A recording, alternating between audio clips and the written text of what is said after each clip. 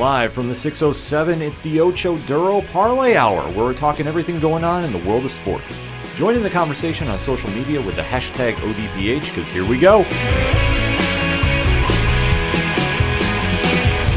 Instead of looking deep inside, every word I have to say, keep it simple. Welcome back for another edition of the ODPH podcast, better known as the Ocho Duro Parlay Hour. What is going on, everybody? Thank you so much for joining us this week. My name is Ken M. Joining me in studio, as always, you know him. He's the co-host. His name is Padawan J. Hello, hello, hello. Also joining us in studio, the other co-host. You know him as the senior sports editor of the ODPH podcast. He is your coach. He is my coach. He is the coach. Coach Duffy. I'm glad to be back. The couch was delivered safely last week. It was a hell of a 24 hours as we had to prepare our house for a delivery of an enormous couch, which had my wife in a tizzy. So it was mission accomplished. All things went smoothly, and now I'm back.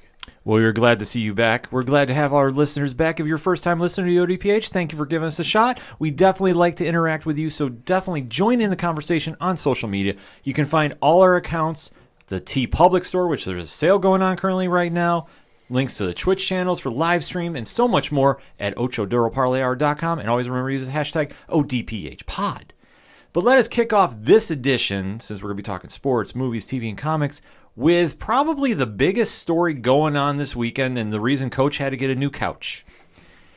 Zack Snyder's Justice League finally debuted after all the hoopla, after all the story, after everything involving it. It finally dropped on HBO Max. I already watched it twice.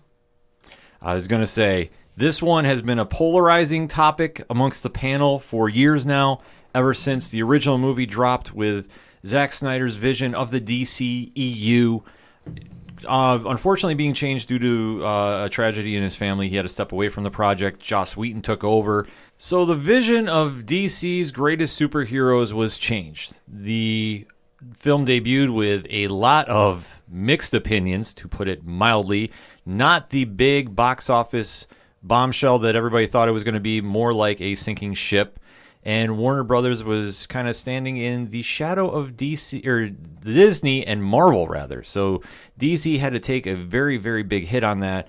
And then a couple years after, we started hearing rumors of this Snyder cut. Jason Momoa, who played Aquaman in the film, Ben Affleck, who played Batman in the film, were all mentioning how there is a totally different version of this movie that has to see the light of day somehow. Then social media took over, and the power of a hashtag, whether you love it or hate it, took hold of Twitter and social media, and that is hashtag release the Snyder Cut. It took hold of the world, because let's not forget there was like the Oscars or whatever it was, where they flew a plane over said award show, like you see at the beach when it's saying, oh, hey, come to, Johnny's Crab Shack and try our crab cakes type of thing. But it was like hashtag release the Snyder Cut. Well, I hope that Snyder was teasing with panels and storyboard that he was releasing on whatever one of those social media sites. Slowly as like the year went on, especially once the Whedon cut came out. He really started showing the storyboards of what he was going for, and then the push from those two guys really started to help make the movement. Yeah, once it was come to the light of day that there was a different version of the film, fans wanted to see it. And for fans of this version of DC, this was a very big deal. It has become toxic at times. Let's be honest about it. Let's not cover that up. It's been an unfortunate part of fandom that you've seen a lot of ugly reaction to this to make this film happen. So when it was announced, obviously some people wanted to see it, some people didn't. And then it was finally breaking through that with HBO Max coming, they were going to release the Snyder Cut on the service. We didn't know what to expect. We heard so many different rumors of what was going to go on. Zack Snyder was reshooting everything.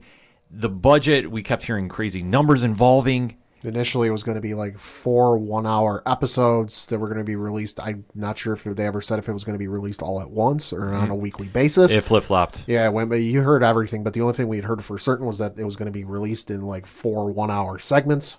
Yeah, so we were all kind of waiting in heightened anticipation of what this was going to be because we've heard anywhere between $70 and $100 million extra. Well, and I think at one point, like initially it was like $35-40 million or something like that. And we're like, oh, okay. Well, so like special effects, probably some minor people need to get brought in to like touch some stuff up. But then it was, oh, hey, Jason Momoa was seen back on set in the Aquaman costume. Ben Affleck was seen back on set with the Aquaman or the Batman costume. You know, Ezra Miller seen back on set with, like, you started seeing all these big name like core characters back on set, and it was like, okay, wait, what is going on with this movie? Because you're bringing them on. That's a lot more than what you initially said. Yeah, for being a quote unquote director's cut, this is a whole brand new movie. Let's not cover that up either. This is a whole brand new movie that we were waiting to see, and obviously we finally got it released. We are going to be talking spoilers. So if you haven't seen Zack Snyder's Justice League yet, pause the episode right here because we are going to deep dive into this in 3, 2, 1. Pad, what did you think? I thought it was okay. I mean, it was better than the initial release, which not hard to do. That's a very low bar. Mm-hmm. That's as if saying Disney and the MCU were to do their own version of the Phoenix Saga, whichever one you want to pick. Like, saying that would be better than either X-Men 3 or Dark Phoenix is, again, a low bar. Mm. It was better than, like I said, better than the original. Little too long for my taste. It didn't feel like, oh my God, why is it taking so long? But there were points where I'm like, okay, you know, this is taking a little bit. Like, why is this still going? Coach? Well, first off, I want to start with they should be embarrassed that the Whedon cut was even released. Mm-hmm. There's one scene in particular I'm with a lot of people. There was one scene in particular we'll get to in a minute that I'm like, why the fuck was this cut? Yeah. I mean, that film is an embarrassment to all that was DCEU. Let me just start with the fact that Snyder was given, the Superman film and then basically told to, we need you to create a universe. We need to catch up to Marvel, whatever we have to do. So he was bum rushed with putting a Superman Batman movie out when he really wanted to just do a Superman sequel, and then was given a Justice League movie with having 3 of the 5 characters, or 3 out of 7, I guess you could say, not introduced in any of the films. Right. Mm-hmm. So, you have a Flash that you have to work in, you've got Cyborg that you have to work in, and Wonder Woman that you have to really work in, which, she was in Batman vs. Superman, but really her... and Aquaman, so 4. So you really had to intricately work in these characters and their stories and them as people, like the whole reason why Marvel worked was because they laid out the core group of the Avengers in their own solo films that you then invested in, and then they teamed up. Well, and to me, at least before you get to the Snyder Cut, they really didn't give the time to those characters a lot of folks might not know that they deserved. Mm-hmm. Because people know Superman. You see people going down the street, they might not read the comics, they might not see every movie, but they know who it's one of those indelible symbols that the world knows. People know who Batman is. People know who Wonder Woman is. Some people know who Flash is, but you still probably would need to do a little bit of an intro with that. Aquaman, hard to say. I know people know who he is, but is he really that well known that, like, if you see the logo, will people know who it is? Hard to say. Depends on who you ask. But when it comes to Cyborg, you absolutely need an introduction for him because, at least in my estimation, from growing up when I was a kid and having Super Friends be like kind of the main source of entertainment I had for these characters, because my parents didn't own the Batman films on VHS. They didn't own the Superman films on VHS, so I didn't really grow up with those. I grew up with the Super Friends reruns. Cyborg was not on Super Friends. So, and especially like a character like him, you needed an introduction with him, and let's face it, you really didn't get that. And I think that's what, it was just such a, and then the humor, the sophomore childish banter, was in the Whedon cut was just embarrassing to some of the characters and who they are. You want to do that popcorn, easy pop laugh that you get in Marvel stuff, like that's fine, but like that's not Batman. He's not a cheap pop comic. Mm-hmm. He is a dark, ominous individual who buries himself in his own his own world and doesn't really see anything outside of that, and then you talk about the fact of the core story being set up to be around Cyborg in the Snyder cut, and then him and his backstory being completely cut in the Whedon cut, and you get to the point of the Snyder film where you have this compelling part with Cyborg where you're like, oh my God, the stuff that this kid's been through, you're invested in his character this way. And then, his father sacrifices himself in order for them to be able to track down the mother box because they knew, he knew what was at stake. So he sacrifices himself in order for the group to get there. Now you're really invested in the character because of the sacrifice that he's had to go through. So you're feeling for him, And in the Whedon cut, there was none of that. Like Cyborg was just a plot point of, oh, look at me, I'm a robot. Oh, look at me, I'm going to plug into the internet and I'm going to find the mother box. You know what I mean? Like, it was brutal. And then Steppenwolf alone. Like, my God. Dude, I watched this movie when I watched the Snyder cut, and the first time he appeared, I'm like, that dude's badass. That's a dude I'm afraid of. That's a dude that's going to come to Earth and try to conquer. The other guy, when you go back and you watch the Whedon cut, you're like, oh, what chicken shit is this? It almost felt like, and I'm just kind of thinking about it now, it almost felt like he tried to take at least some of the framework from the Avengers film, the first one, and kind of bring it in with this. And what I mean by that is you think of the Avenger film, so those of you at home, put up the fingers as I read the names. Iron Man, Thor, Cap, Hulk, Hawkeye, Black Widow, and I can't think if I'm forgetting anybody. I think I got everybody. Yeah, you got everybody. So you got 6 folks, but then you count the folks that are in the Whedon cut of Justice League, that's 5. So Iron Man or Avengers 1. Yeah, Hawkeye's there, but he's really not a major focus of the film. Yeah, he is with the bad guy stuff, but once he turns good again, he's kind of like background a little bit. Black Widow, same thing. She's there, but she's kind of just like background character. So it's really focused around, for heroes, it's focused around Iron Man, Cap, and Thor. Same thing can be said with the Whedon cut of Justice League. Yeah, for his cut, Flash is there, but background character. Aquaman's there, but he's kind of a background character. He's got his moments, but so does Hawkeye in Avengers 1. And then you've got Cyborg, who in the Whedon cut there, but he's a background character. It's focusing on their big 3: Batman, Superman, Wonder Woman. The problem the DC had from the get-go is they didn't have the groundwork set for a shared universe. Like, right. We've touched upon that. Snyder was thrown into a very weird situation where he had to make chicken salad out of chicken shit. That is literally the train of thought that I've had since watching the Snyder film and seeing what he was trying to do and thinking about the Man of Steel movie, the Batman versus Superman movie. Like, he was literally given, do this and make us as good as Marvel, but we're not going to give you any sort of support that you really need, but make it as good as Marvel. It's also the 4th or 5th time that he's wanted to put out a movie, and he goes, "Oh, I want to make it X minutes long." Yeah. Can you cut that in half? I mean, look at some of the instances in the past. Batman v Superman, theatrical cut, not good. Extended cut, better. Well, because think about the intricate plot points that were missed in the edit. And that's the same shit here. Just alone the opening scenes of the movie Superman in the Snyder cut. The opening scene in the Snyder cut is Superman being killed at the hands of Doomsday. And the scream that he let out, seeing the airwave and the shockwave, the symbolicism of that, meaning that he was tied to the mother boxes, being that he was the protector of Earth where these mother boxes were. Them all of a sudden now reacting to his death, and then versus the Whedon cut where it's Batman capturing some bad guy on the top of a rooftop, putting him over. Oh, what are you doing this for? They smell fear. Who smell fear? What's going on here? And then all of a sudden we're living in a world where parademons are they've been here.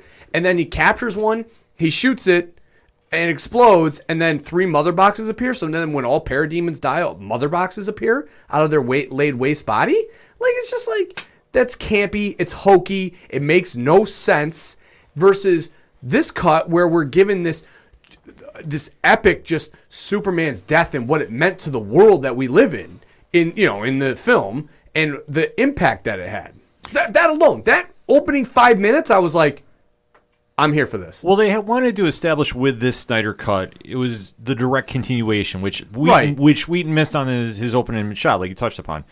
The fact that they did the quick recap for anybody that had forgotten about which helped Batman. which helped because I legitimately don't remember if I bought Justice League when it came out on Blu-ray, but I legitimately have not seen that movie since we saw it in theaters. So, admittedly, I remember the story, but good little refresh, last episode. Well, it definitely needed to be refreshed. Like, I watched it again before I went to go see the Snyder Cut, just to kind of compare what I saw. Sure. Because Batman vs. Superman, I've been very vocal. I did not like the movie. Its theatrical version is better.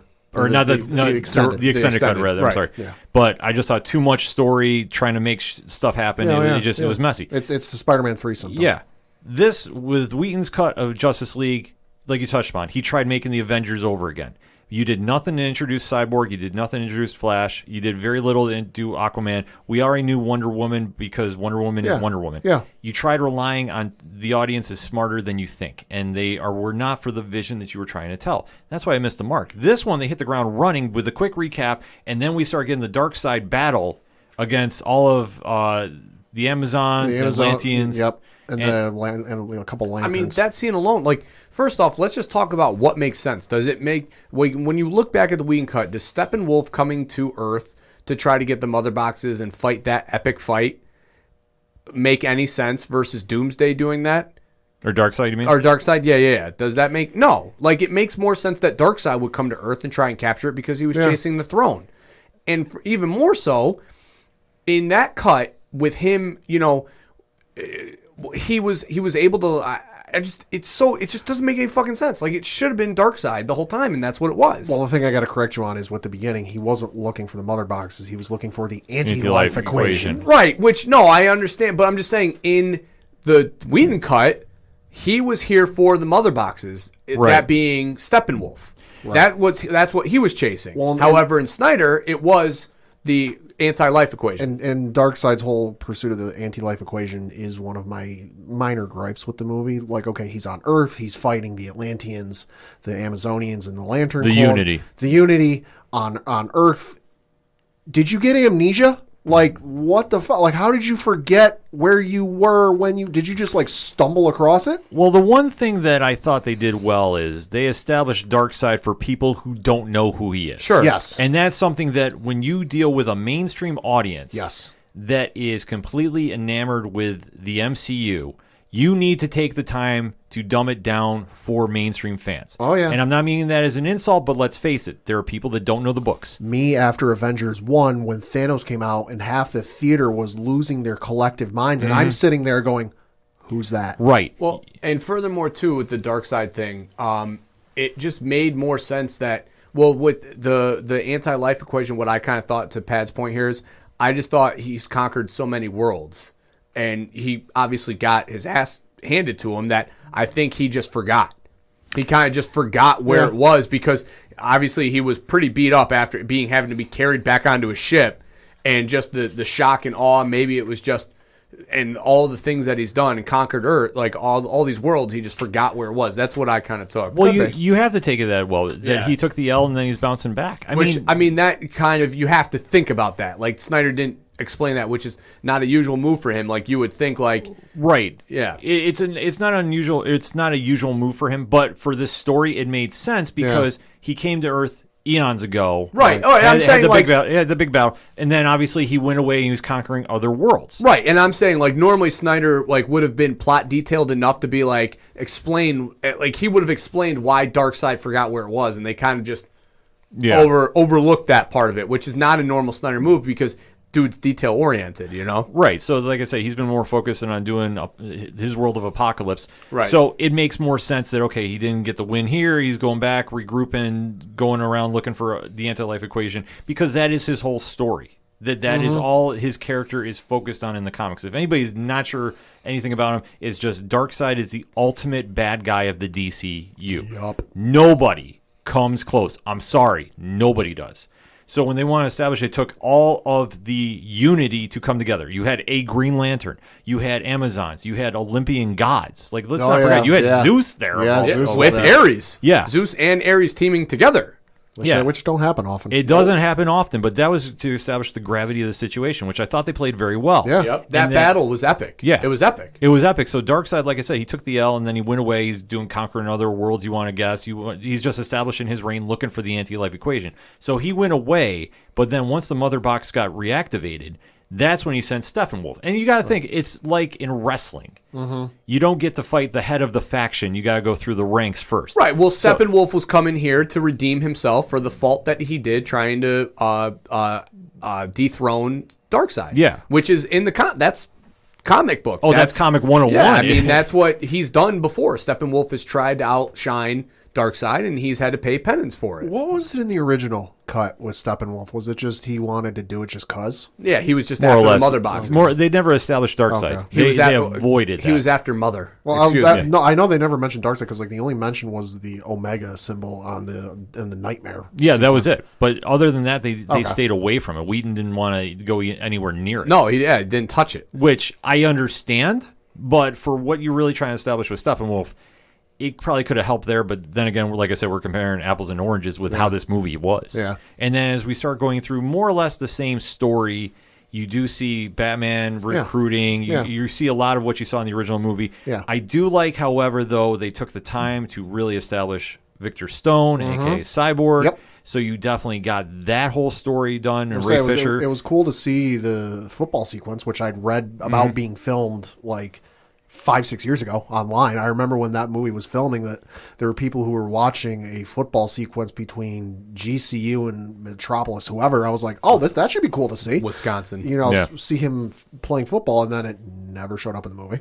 Yeah, I mean, the Cyborg plot was fantastic. I mean, in particular, him and, listening to the tape recording that he had from his dad, and him telling him all the amazing things that he can see him doing. And then you see the bear and the bull fighting, and then he walks into the bank, and then he delivers the $100,000 into That was cool. Linda Reed's bank account. That was cool. Thought that was fantastic because it just showed the gravity of what he can ultimately do if he chooses to do it. He can literally be anything and everything. I thought the sequence with Wonder Woman at the start in the bank stopping. Oh my the God! bank robbery was awesome. And, so much better. And I gotta say, I got one gripe because if that whole sequence was filmed and cut, why the fuck did you cut the scene out where after Wonder Woman saved the entire building full of people and done the really awesome sliding bullet block where she's blocking an assault rifle magazine from emptying with her wrist? And everyone's going out, and the little girl stops and looks at her and goes, "Can I be you someday?" And Diana just looks at her and goes, "You can be anyone you want to." Like, what a Wonder Woman thing to do. Oh, it is. But if that was supposed to be in the original film, and we don't know, we may never know, but if that was supposed to be in the original film, why in the fuck was that cut? Because that's a comic moment. I don't care if you're Valiant, Image, IDW, Marvel, or DC. Yeah, or Dark Horse. I don't have any explanation for that. I cannot fathom why they cut that. I'm sitting there watching this going, why the fuck was that cut? That's a great scene. I saw that beginning scene and was like, this is Wonder Woman. Yeah. This is the introduction. You get her music. Yeah. You get the badass throwing the bad guys in the wall versus the little gentle, paps. And, the bomb being destructed, her landing back down, the one thing I will say about Snyder, and I commented this when I was watching with Aaron, Snyder's a big fan of the wrist. He's a big fan of the bracelets. Big fan of the bracelets. And slow motion. Yeah. Yeah, but the bracelets, I was watching it and I started counting. I'm like, all right, how many times is this bro going to use this? It's boom, boom, She's boom. done it more times in Batman v Superman and this version of Justice League than probably her two movies. For sure.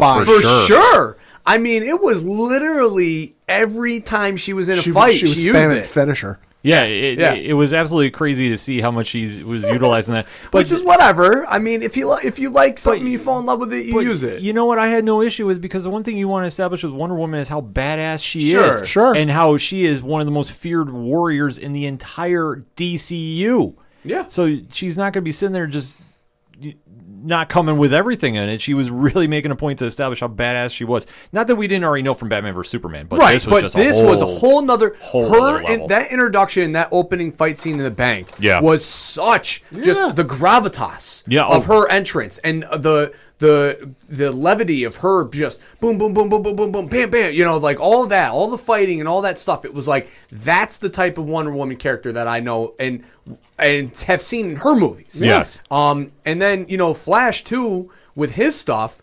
I mean, here was a character who, and Aaron and I talked about this too.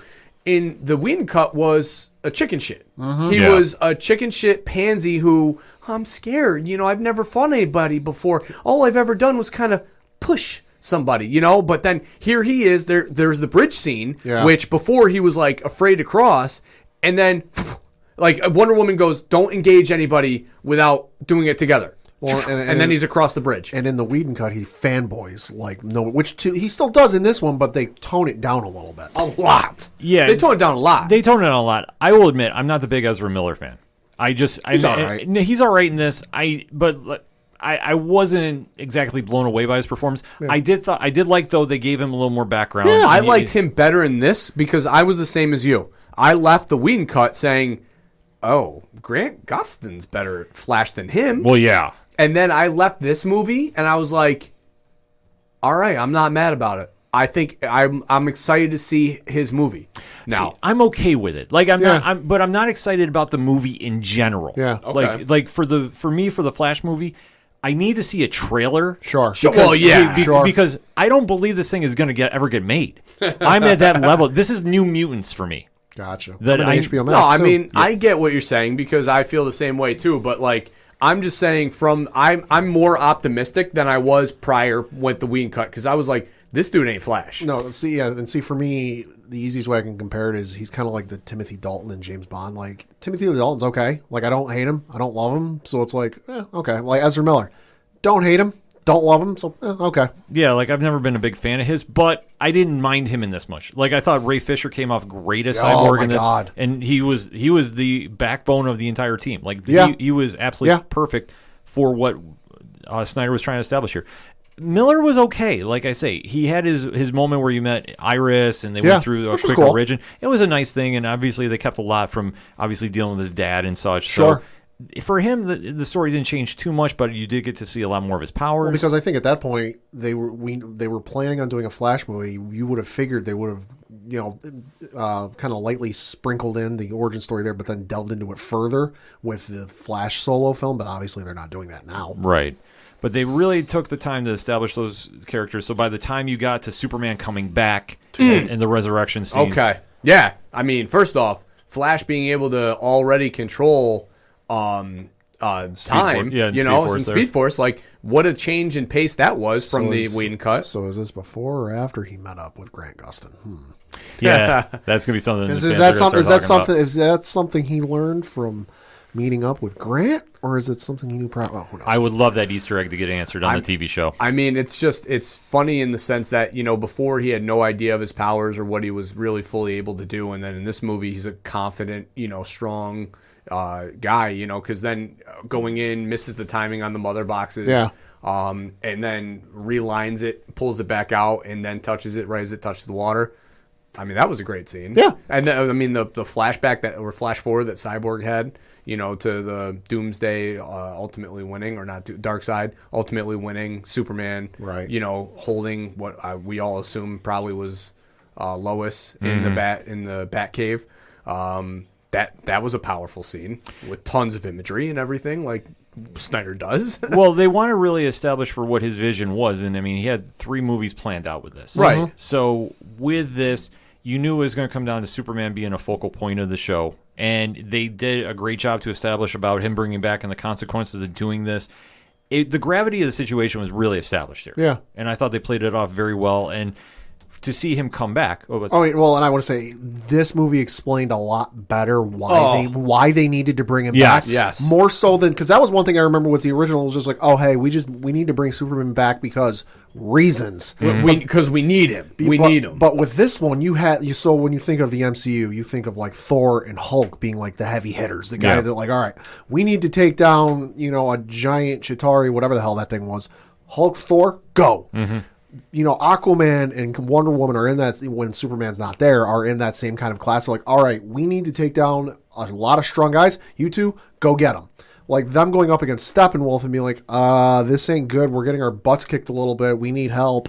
Yeah, which once Superman came back, he reestablished the connection with Lois and Martha. It took off. That scene alone was better. I mean, first off, comes out, they do the whole that initial fight scene all the same, which was perfect. Yeah. But the change of Batman being like, Alfred, we need the secret weapon. And then all of a sudden the Maybach pulls up, the door opens up, here's Lois being the secret weapon. We didn't have that bullshit Superman grab Batman, do you bleed, and all that Martha. line. Yeah, we also didn't have the other line that Batman, after he gets chucked, gets up, oh, God, my back. We didn't have any of that campy bullshit. Yeah. It was... Lois was there because she was visiting the grave of her dead lover, and was walking back to the Daily Planet, and then boom, sees Superman flying in the air, and she's like, "Oh shit, I better get back there." Made way more sense. Yeah, and the timing of her getting there as first off, Superman using his heat vision, because that's what Supes does, instead of this patty cake bullshit. No. I'm going to laser you to death because I have heat vision. That was perfect because that's what he would do. Why would he sit here and pussyfoot around? No, I'm just going to and laser you to death. So he's doing that to Batman as Lois is walking up. Way better. Visiting her dead lover, which they were dropping some hints if you weren't paying attention before she went to said grave site. If you didn't notice, there's a scene. I think might be when she first appears in the movie. I could be wrong. But she's laying in bed. She gets up and decides to go and go back about her day and kind of get things back together in her life. She opens the drawer on her bedside table, and what is sitting inside said bedside table? Pregnancy test. That was after Martian Manhunter visited her. Yeah, which how cool was that? I was sick.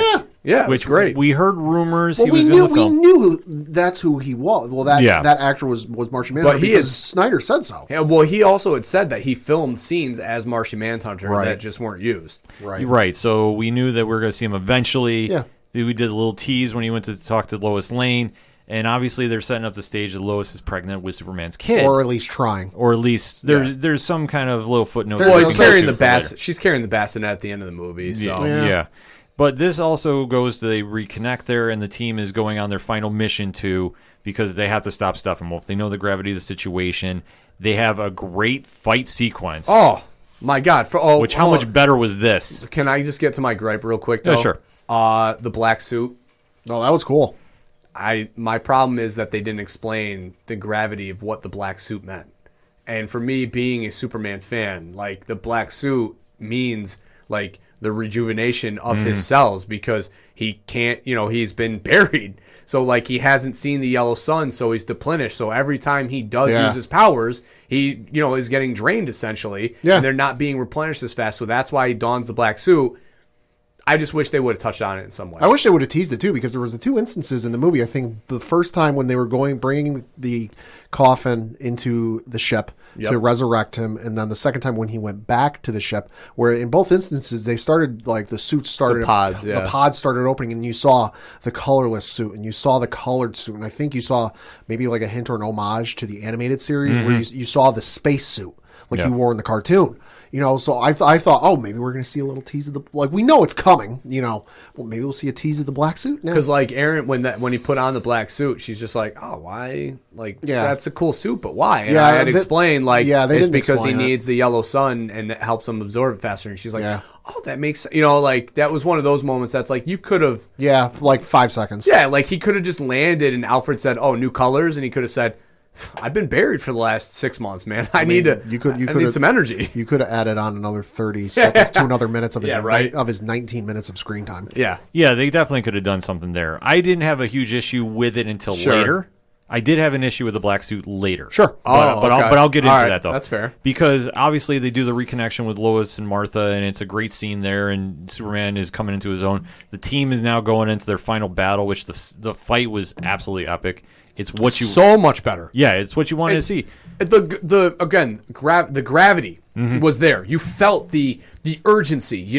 This was. We are in trouble. Like we're up against it. It's the fourth quarter, It's about 30 seconds left, and we got to get the ball, and we don't have any timeouts, and we're down 7. I was just glad the scene where Aquaman gets caught in midair and fights in midair was still in the movie. Yes. That's the one thing I wanted to see is kept in the movie, and it was, so I'm happy. And the my man. My man. I liked Batman more in this scene, too, because obviously the original plot of this was Batman was going to, not make it through this battle. Right. So you saw his sense of, I'm willing to sacrifice myself, going in there first, shutting the lights off, and then the parademons opening it, and then the Batmobile coming out and just being badass. Yeah, that was cool. And I definitely think they handled him fighting at least better in this movie. Because, because when they set up the plan of, we're going to go to the dome, we're going to do X, Y, and Z, he's like, you all go do that. You can you can handle that. I can't. I'm going to use my toys. Yeah, I'm rich.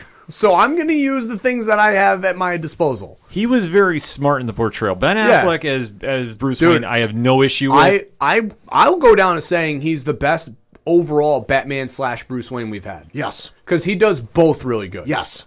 It's for debate. No. Like, I'm not saying you're wrong. I'm just saying it's a good argument. To me, it was, when you talk about the guy, I know we're sidebar here, but the guys who played Batman have all done a fairly good job. But when you talk about somebody who can do both at the same time, nobody's really landed that. And I thought Ben Affleck did both really well. Because you believed him as Batman because the dude was an absolute beast in that suit. And that fight scene in Superman Batman where he's ripping guys through boxes, sick. And then he takes off the suit and he's Batman. Yeah. Or he's Bruce Wayne. And you're like, oh, that guy carries himself a different way. It felt like two separate people. Yeah. Whereas as good as Christian Bale is and as great as those Christopher Nolan movies are, the scenes where it's Bruce Wayne don't feel like, outside of maybe Dark Knight, where he's at the dinner with Harvey. Sure. Outside of that scene, or the one where he buys the restaurant and dines in the pool with the girls. Outside of those two scenes, a majority of those scenes, for me at least, it feels like, that's just Batman pretending to be an average person. Yep. I can see that point. Yeah. I mean, for me, it's tough because I think to be Batman, you have to bring something to the character. Sure. And I think Affleck knew coming off the Daredevil backlash he had that he needed to really step up and deliver on this. And I think Snyder brought something out of him for this role. Dude, the beginning of Batman Superman when he lands the chopper and he runs into the debris, that was the most Batman Bruce Wayne thing. I think I from that moment, literally the first 5 minutes, I was like, he's Batman. That's Batman and Bruce Wayne. Yeah. So when he's in this movie and he's, Alfred is giving him shit, you don't wave the red flag or red towel at the bull, at the charging bull, and he's just like, I have to do this. This is on me. I fucked up. I got to own this. Yeah. I've got to make things right. And him just, and Alfred obviously, playing the devil's advocate here of, being on his shoulder, are you sure you know what you're doing, Bruce? And Bruce being like, no, I have to do this. This is on me. That's Batman. That's the type of mentality that Batman has. I fucked up. I need to take ownership. I need to fix this. And Ben Affleck, really captured that. And especially in this fight scene where he's like, I'm outgunned. But I know that what I can do is distract them so you guys can do the saving. And I'm okay with that. Mm-hmm. And I thought he played it off very well. And then even to talk about Alfred, since he brought it up with Jeremy Irons' scene with Henry Cavill. Oh, that was good. Which we know it got released. So right. This was not a super new scene for us. No.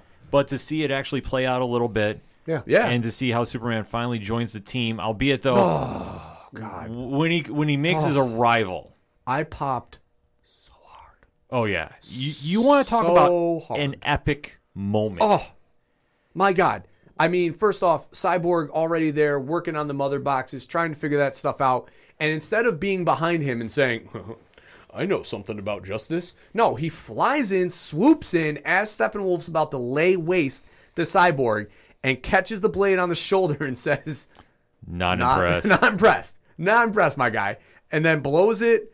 Punches it, breaks his axe, and then just absolutely lays waste to him. That was Ngannou at UFC 225 when he was just when he became the Soul Taker. I mean, that was that. He's boom, boom, boom. I got fired up. I was watching this and I was like, oh, let's go to the gym, man. It was a better scene. It also, I feel, did a better job of them fighting as a unit. Whereas with the Whedon cut, it felt like, oh, Superman came in, LOL, like with Cena when he was wrestling, LOL, Cena wins.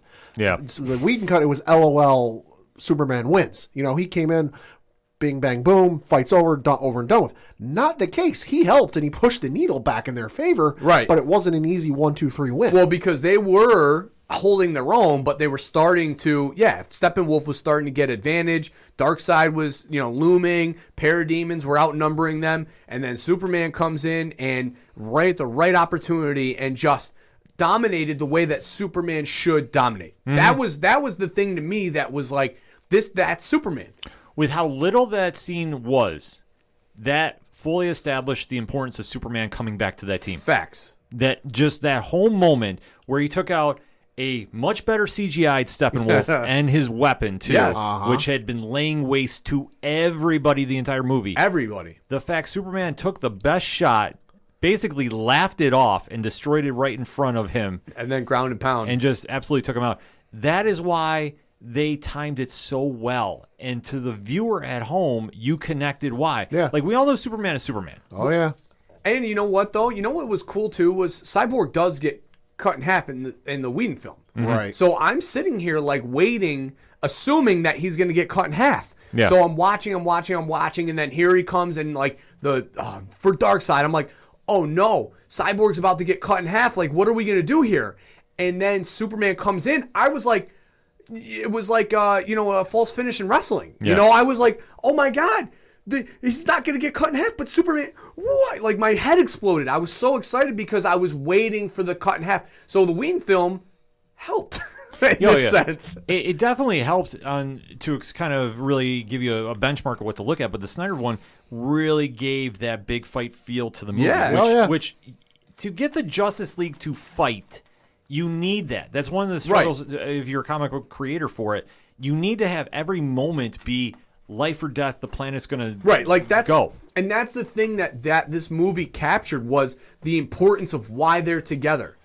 Versus like, the Whedon film, it was just like, oh, we're just coming together because the mother boxes and we got a free hour. Why don't we team up? Yeah, no, this one fully established why they formed and why they came together. Like the questions that I always have in my box watching movies, they checked off for this. Yeah. And like I said, when they had to finally stop the mother boxes from merging to form the Unity, I know I misspoke earlier because when that whole scene was going on, like I'm so used to thinking Unity and Valiant comics and that I completely took it out of this context. The Unity was everything forming together and basically forming the end of the world. Right. They do fail, which I thought was a smart play by them. Same. Because if it had just been, we stopped it, everybody goes home safe, you did not get the full impact of the story. Dude, I thought when they failed that we were like, oh shit, we're getting Flashpoint now. Yeah. Like, he's going to do this now because he has to. And I mean, we get a smaller version of because it. Ezra Miller's Barry Allen decides to go back in time and fix things. Right. Well, and he says, Dad, I'm going to break the one rule, which leads me to believe he's done that before. Right. Yes. Which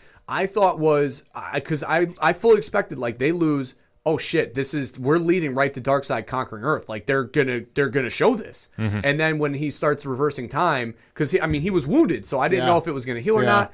Obviously then he reverses time, and then again showing the importance of Flash in this film versus the last movie. What did he do during the last fight scene? Nothing. In Whedon film, save that family in the truck, and that was it. That was a wrap. That was the wrap for Flash during this fight scene. Meanwhile, in this one, if he's not there, they lose. Period. Right. No, it was fully well played out, and obviously when they get the reset, they decide to go completely over the top. But I wasn't mad about it because when Wonder Woman came in... the next thing, too, with them separating the boxes, was Cyborg not having to do the line, calling for Superman, and then the cheesy, like, I hope we can do this because I want to live, and Superman like, yeah, I like to live, too. Like, no, that line's gone. It's Superman.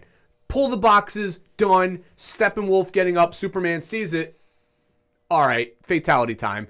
The Aquaman spears him, Superman with the punch, and then go ahead with the Wonder Woman cuts his head off. Bam! And then as Darkseid is watching, because the portal is opening, they literally throw the body and the head through the portal and are just standing there like, you're next? Well, and I love when Superman's standing there, he watches him, and then he turns away, and he's just like saying, I'll deal with you later. Oh, yeah. Superman standing there, staring at Darkseid, front and center. that was that was the moment that I think everybody needed, because everybody else is there. You know, Wonder Woman, Aquaman, they're standing there like, all right, bring it on. But no. Superman's looking at him with this look like, oh, I've seen your type before. That's the tease. Yeah, like I've seen that. I've seen you before, and I ain't afraid of your bullshit. Like that's what Superman was saying to me. And again, like I'm fucking getting fired up right now because that literally was like that fucking is Superman. Like that's that guy. Like he's the guy who's like you like Goku for like your Dragon Ball Z. Like they're fearless. Mm-hmm. They know that shit's up against their back, and they're not afraid of it. Yeah, no, they played it very well, and I thought. Albeit though the Whedon or the Snyderverse is very darker and a little more violent. Fine, sign me up.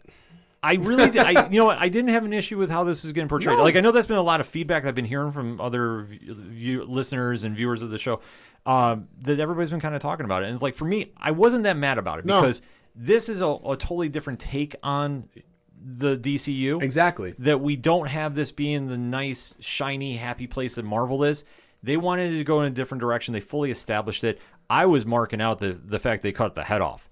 And I was like, I had no issue with it because if you know Wonder Woman, she does this stuff in the comics. She does that shit. Yeah, this is like for people like we're losing their mind. I'm like, how? If you're basing your knowledge off of the animated series, be they Justice League Unlimited, or any of the animated movies outside of the last Justice League Dark movie, because goddamn, or even like Super Friends, that is not the expectation to go into these films. No, I mean, even more so, like, all right, so yeah, the first Avenger film was very campy, very easy, cheap pop. Yeah, which is fine. Where have they taken their movie genre since then? Not that route. They have distanced themselves so much from the campy go home humor that it obviously shows that over a longevity of a time that just doesn't work. Like, when you make a superhero movie, there needs to be a conflict, there needs to be some sort of setback, and there needs to be a step over that step back. Mm-hmm. And that's exactly what this movie tackled. There was Steppenwolf, the mother boxes, everything working against them, needing Superman, and then the step over the top to finish the job. Yeah. No, this one had so much, and then when you get to the epilogue, too, which, I mean, we'll just kind of fast forward that when Bruce Wayne gets back, he gets with Alfred. They set up the Justice League headquarters. So they're planning it out. They're planning it out, and obviously they're saying we got room for more members. We do see that Barry Allen gets his happy ending. Yep.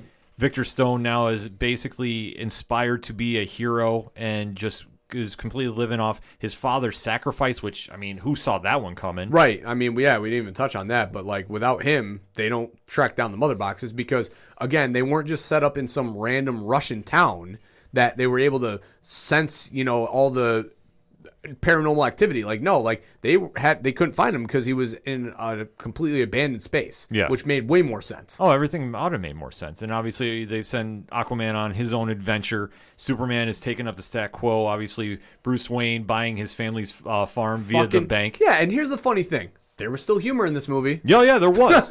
I still laughed a couple times. So, like, where was all this dark, ominous stuff that, like, made people were going to leave being depressed? Because I left being like, I think the funniest line of the movie was probably in that epilogue because, Kent's house gets put up for sale, foreclosure, this and that, and the house is bought back. They're moving all the stuff back in, and Clark looks at Bruce and goes, how did you get the house back? Well, I bought the bank. Yeah. I'm yep, that's a Batman thing. It was a smooth line, which, like I say, they did inject some humor in this. I mean, it wasn't all dark and brooding, but they balanced it out very well.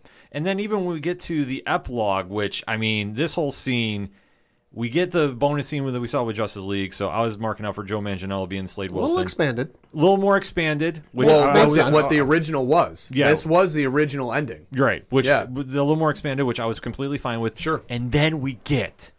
I think the moment of this movie. Didn't see this coming. I mean, Superman. Well, for you, it was, but for me, sure. Listen, I'm a Superman guy, and I love this fucking scene. I love this scene too. Don't get me wrong. The dream sequence where you're in the post-apocalyptic world, where you have Victor Stone, Barry Allen in a whole new costume. Yep. Mara, who's real pissed off, who's really mad. Oh, you heard that whole line about fearing a woman scorned? Yeah, that's it. Slade Wilson, who's now working with them. Which, I mean, let's not forget the whole Batman movie was going to be Slade chasing Batman and trying to kill him. So where did that turn? Something happened there. And then you see Batman meeting up with one Jared Leto Joker. Well, he's not meeting up with him. He's traveling. Well, he's traveling with him, but he's at a distance. And fun fact: neither one of them were on the set at the same time to film this, which is absolutely wild to see because they're back and forth. Holy shit! That was a masterclass. Deep. And Jared Leto, I will admit, I was okay with his Joker. This one scene was better than anything he did for Suicide Squad. Don't send a boy wonder to do a man's job. And I'm not talking about the looks. Sure. Delving in and basically outright saying the Jason Todd stuff without saying Jason Todd, and I went, "Oh, we're going there." What I loved, somebody pointed out in one of the reviews that I watched, like as you watch that scene, like Batman, Joker's just rambling, like he's just talking, and Batman's letting him, talk and let him get out, and first Batman stops him with the "You watch your next word." Mm-hmm. And then he continues to just ramble and ramble, and as you see him rambling, the camera's coming out of focus, as if. Is Batman paying attention to what he says? And then as he drops the line about don't send a boy in to do a man's job, the camera clears and it focuses again on you see the Joker full on picture again. You just know, like the symbolism of that is Batman was tuning him out, was not paying attention to him. And then he took it to the step that Batman told him not to. That was the closest I think I've ever seen Batman coming to wanting to kill the Joker. And I love it. I love his response. I promised Harley before she died I was going to kill you slowly. I'm going to fucking do it. Yeah. Oh, man. When he dropped that hard F, I was talking with Rich from 3FN about it. We were both like, said the line like, yeah. Yeah, when he's dropped, like, I peeked because I was like, did Batman just say fuck? Yeah. What? And then they're interrupted by Superman, who is now evil. Whoa, he's not evil. He's just he's been misguided, you can say. Well, there's a lot of different directions they're going to go with this, but we find out this is the dream sequence, and Bruce Wayne wakes up and he's visited by the Martian Manhunter, which I will say, I love this scene because I'm a big Martian Manhunter fan. Sure, and he doesn't get enough love. He doesn't. I mean, he has been the heart and soul of the Justice League comic for years. Dude, I mean, if it wasn't for him, there wouldn't have been a Justice League in the comic. Oh, facts. But the only thing I was disappointed about is this scene kind of felt very awkward. Mm-hmm. Like, Martian Manhunter was like, I know you have a team. I'm going to join. And Batman was like, sure. Ho hum, bud. Yeah. All right, come on down. Yeah, like, office hours are from 9 to 5. You're a little late. I think it would have worked maybe a little bit better as if while Bruce and Diana and I think Alfred were at the ruins of the Wayne Manor. Fully agree. Discussing, all right, here's what we're going to do this, here's what we're going to do that. And he'd walk in and go, room for one more? Yeah, he phases in and does that. I would have been better. Or at least if he showed up to meet Batman was eating Oreos. Because that whole symbolism in the comics, it would have been absolutely perfect. Well, I think the awkwardness was just the timing of it all, because it's like, all right, I just got done fighting this epic fucking battle. Yeah. And I am trying to sleep. And you're coming in here making all these sonic booms. I'm thinking it's Superman. And I got this green guy who, have you been around the whole time? You could have joined us last week. I don't know if you heard. Yeah. But we fought, a whole bunch of parademons and Steppenwolf. You a little late for signups, my guy. Yeah. Like, that's the way the conversation felt. Like, I don't know. Like, maybe he could have dropped the, I've been in hiding. A little more explanation. Yeah, a little explanation as to why he wasn't there. Like, like we always give Marvel shit because it's like, well, why isn't Captain America helping Iron Man during Iron Man 3? Like, where's he? The same thing. Like, all right, absolutely. Martian Manhunter, like, we could have used a hand. Yeah, like what are you knew doing? something was going on because you got Lois motivated. Like we could have used the guy. We could have used the manpower here, bro. Like, you want to help out, or you just want to let us carry all the weight? Well, I think they would explain that in a sequel, but we know that there has been some chatter about the future of the Justice League. They're going full fire, man. It was trending on Twitter about timing of people releasing, the hashtag, so that way it went across the Earth at certain times. Well, Warner Brothers CEO Ann Sarnoff has said that there is going to be no Justice League 2, no Snyderverse reforming, that they're going to go in a different direction of a... she hinted to a more shared universe again. Which I've heard rumors of. I've heard some rumor of. But the minute that got dropped, Restore the Snyderverse started trending. Well, especially with shared universe, we're not, from what I've heard, don't just limit it to the big screen. Include the small screen with it too. Well, let's see what Flashpoint does. I mean, this and that's the whole thing. Is I know people would like to see a sequel with this, and for me, it's If it comes out, cool. If it doesn't, okay. I'm kind of neutral on the fence. But the whole thing of it is Flashpoint's probably going to undo all of this. Well, to a degree. It depends on where they want to go with this. Because what I was going to actually ask is, okay, you've heard this statement. Obviously, we are very happy with what we saw with Justice League and Zack Snyder. Yeah. We know that as of right now, as we're recording, there are no plans. Right. My question to you both is, do you think they stick to this plan?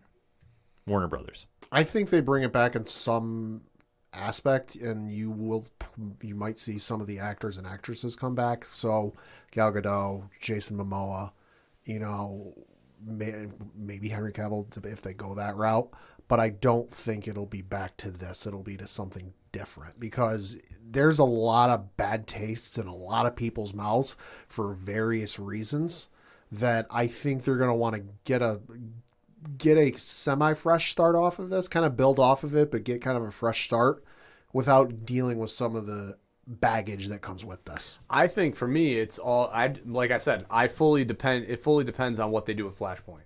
I really think that they can create a new universe while, I don't want to say honoring this one, but like in a way tying it in so that it works and they can snip out some of the baggage. And I think if they are able to do that, and if they execute it well, I think that they can just continue on post Flashpoint and use that universe as the quote unquote shared universe. But there's a lot of moving pieces with this. You've got the new Batman movies coming out, which are going to throw a wrinkle in whether are they shared, is it not shared. So I think that's also playing a factor in all this. And the actors, are they going to want to come back to something that's not associated to Snyder? Because a lot of those, those team members, quote unquote, were associated because he was tied to the project. You know what I mean? So are they going to want to stay? Like Ben Affleck. Yeah. If Snyder comes back, would Ben Affleck come back? Probably.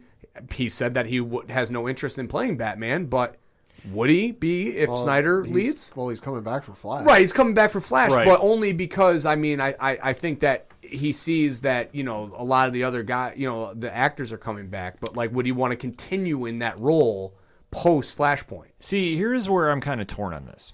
I think that they do come back. I think that with the feedback that they got, and I don't know any numbers yet, we heard that there was more people watching this Snyder Cut this weekend than there was Falcon and Winter Soldier, which it's narrow. The number I saw, it's narrow. Yeah. I gotta look it up because I retweeted. Okay, you can look while I'm talking. I don't know how that pans out, but if this generated that many numbers and this generates that much subscription dollars. All right, here we go. So this is from a gentleman by the name of Rick Porter, who is his bio reads part-time teacher's aide, last American man without a podcast. He said, quote, this was tweeted at 6:01 p.m. on March 22nd, quote, breaking, world-straddling media giant claims latest part of enormous franchise was heavily watched over the weekend. Numbers coming in 3 to 4 weeks when Nielsen releases its streaming figures for March 15th to 21st. Meanwhile, analytics company Samba TV says the Marvel DC face-off was fairly close by its metrics. 1.7 million U.S. households for Falcon Winter Soldier, 1.8 million for Justice League, and that's with a 5-minute viewing threshold. Holy sugar! So it was closer than you think. So Falcon Winter Soldier, according to Samba TV, their analytics said that 1.7 million U.S. households watched at least 5 minutes of Falcon Winter Soldier, and 1.8 million households watched at least 5 minutes of Justice League. Thank you for digging that number up, Pat. So with that being said, 1.8 watched it opening weekend. Mm-hmm. At least. So however that generates for HBO Max moving forward, I think that they have to really take a look at the numbers and say, okay, does this make sense of what the direction we want to go in? I think if they sit there and try letting this go away, they've caved to a fan base before. Well, I think the other thing you got to think of, too, is would Zack Snyder want to come back? Because let's face it. Oh, I think he does. Let's face it, to borrow a saying from my father, he's been raked, R-A-K-E-D, over the coals twice with Batman v Superman and just the nonsense with that, and having to go, all right, fine, we'll do an extended cut, and then the nonsense with Justice League. Would he want to, after all the nonsense and BS and fighting that he had to do to get this out? Would he want to come back? Dude, he almost quit this. The story came out on Yahoo today that they told him to cut the Green Lantern scene. It was either out of the bonus scene, The Jon Stewart they were going to have in this. yeah, and he almost quit over that. So I mean, he's definitely. I think he comes back, Ken. I agree with you, but I think he only comes back if he's given full anonymity and direction of where this goes. Justice League 2, 8-hour cut incoming. That's what I'm talking about. He is going to come back, but he basically has Warner Brothers in the palm of his hands. I mean, does he though? Because here's the thing. If he walked away, like hypothetically saying he has a meeting with Kevin Feige next week, and he gets announced that he's going to get a Marvel property. Say there is love between those two folks. Yeah. Would it be out of the realm of thought to think that Warner Brothers, after seeing the numbers they had with Justice League, and the fan base has already been going ballistic with hashtag Restore the Snyderverse, would they let him go and take that PR hit? Now coming this fall from visionary director Zack Snyder, Howard the Duck. Yeah, they don't because they don't give a shit. Damn it, Pat. They don't care. See- They don't need to, because at the end of the day, they're still going to count dollars. You know what I mean? They're still going to count dollars, but do you think that now that they finally have a win over Marvel per se, that they're going to try going back to their original method? See, I think that they're going to look at those dollar signs. Snyder's already hinted that, basically leaked out what he was planning on doing for second and third movies. Yeah, Right. Yeah. What's to say that he's not going to say, okay, Warner Brothers, do you want me back? Here's my list of demands. Take it or leave it. He would have to do that. I don't see him going over to Marvel just because I don't see him going he's there a either. great director, but just for the style they do and the style he does, it's not even apples and oranges. It's apples and Pepsi or Coke.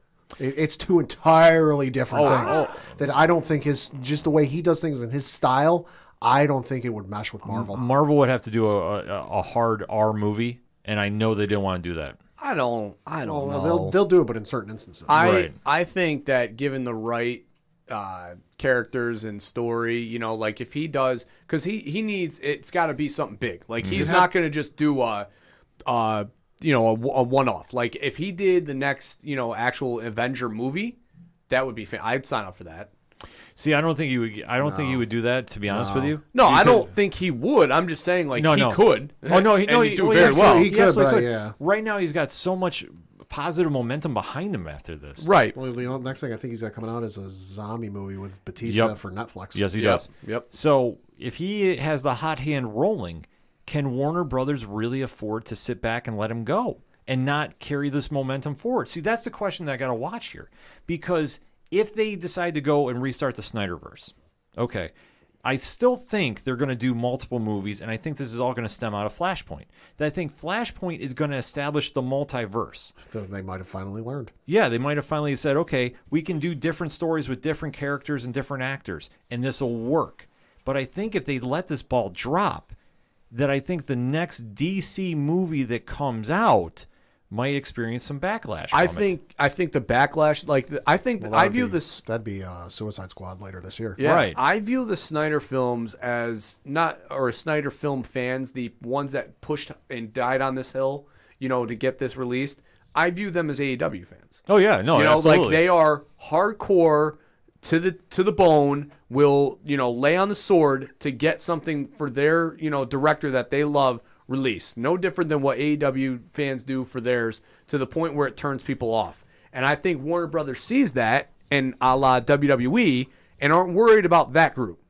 They're worried about the group that are going to spend dollars going to the films, taking their kids, taking their families, and doing that stuff. They're not going to cater to that group. They're going to cater to the one that's the larger audience, which is that group.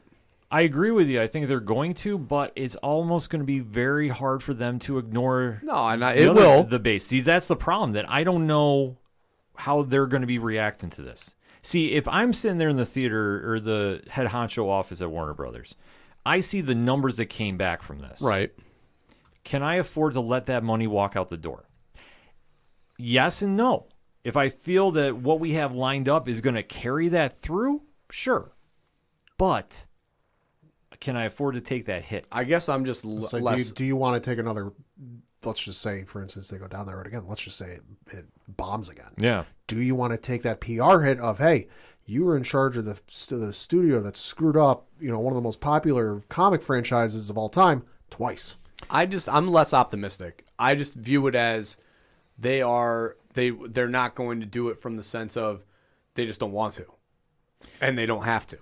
Well, that's the question that we're going to have to watch moving forward, because this is ultimately going to be the legacy of the Snyderverse. Right. That they came back, they released a movie that fans were at least more happy with, if not ecstatic about. Sure. Because I know that some fans have really said this was a waste of my time. I know that some have said this was just mildly better. But the people that said that were already critical of Batman versus Superman and Man of Steel. Yeah. Like you're not going to satisfy those people. Like the way that I viewed it is, if you didn't like those two films, you're not going to like this one, period.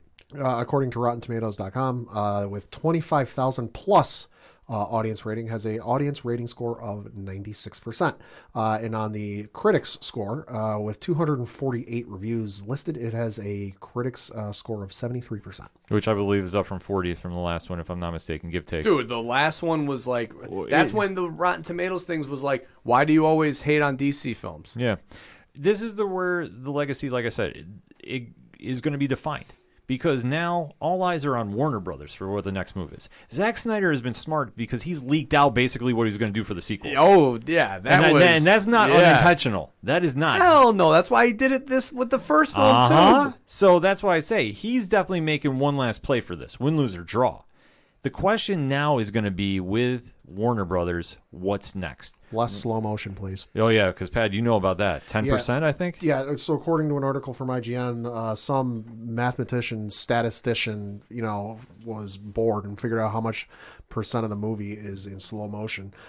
So they came up with a total of 24 minutes and 7 seconds, or 1,447 seconds of slow motion, which equates to 10% of the movie. It's absolutely wild stat. Little, and that was one of my gripes with the movie too. Like, I get slow motion; it's cool in certain instances, like when Barry was running back time, made sense. But I feel like he used it a little too much. They might have, but this is where the legacy lies, because now Zack Snyder has delivered his image.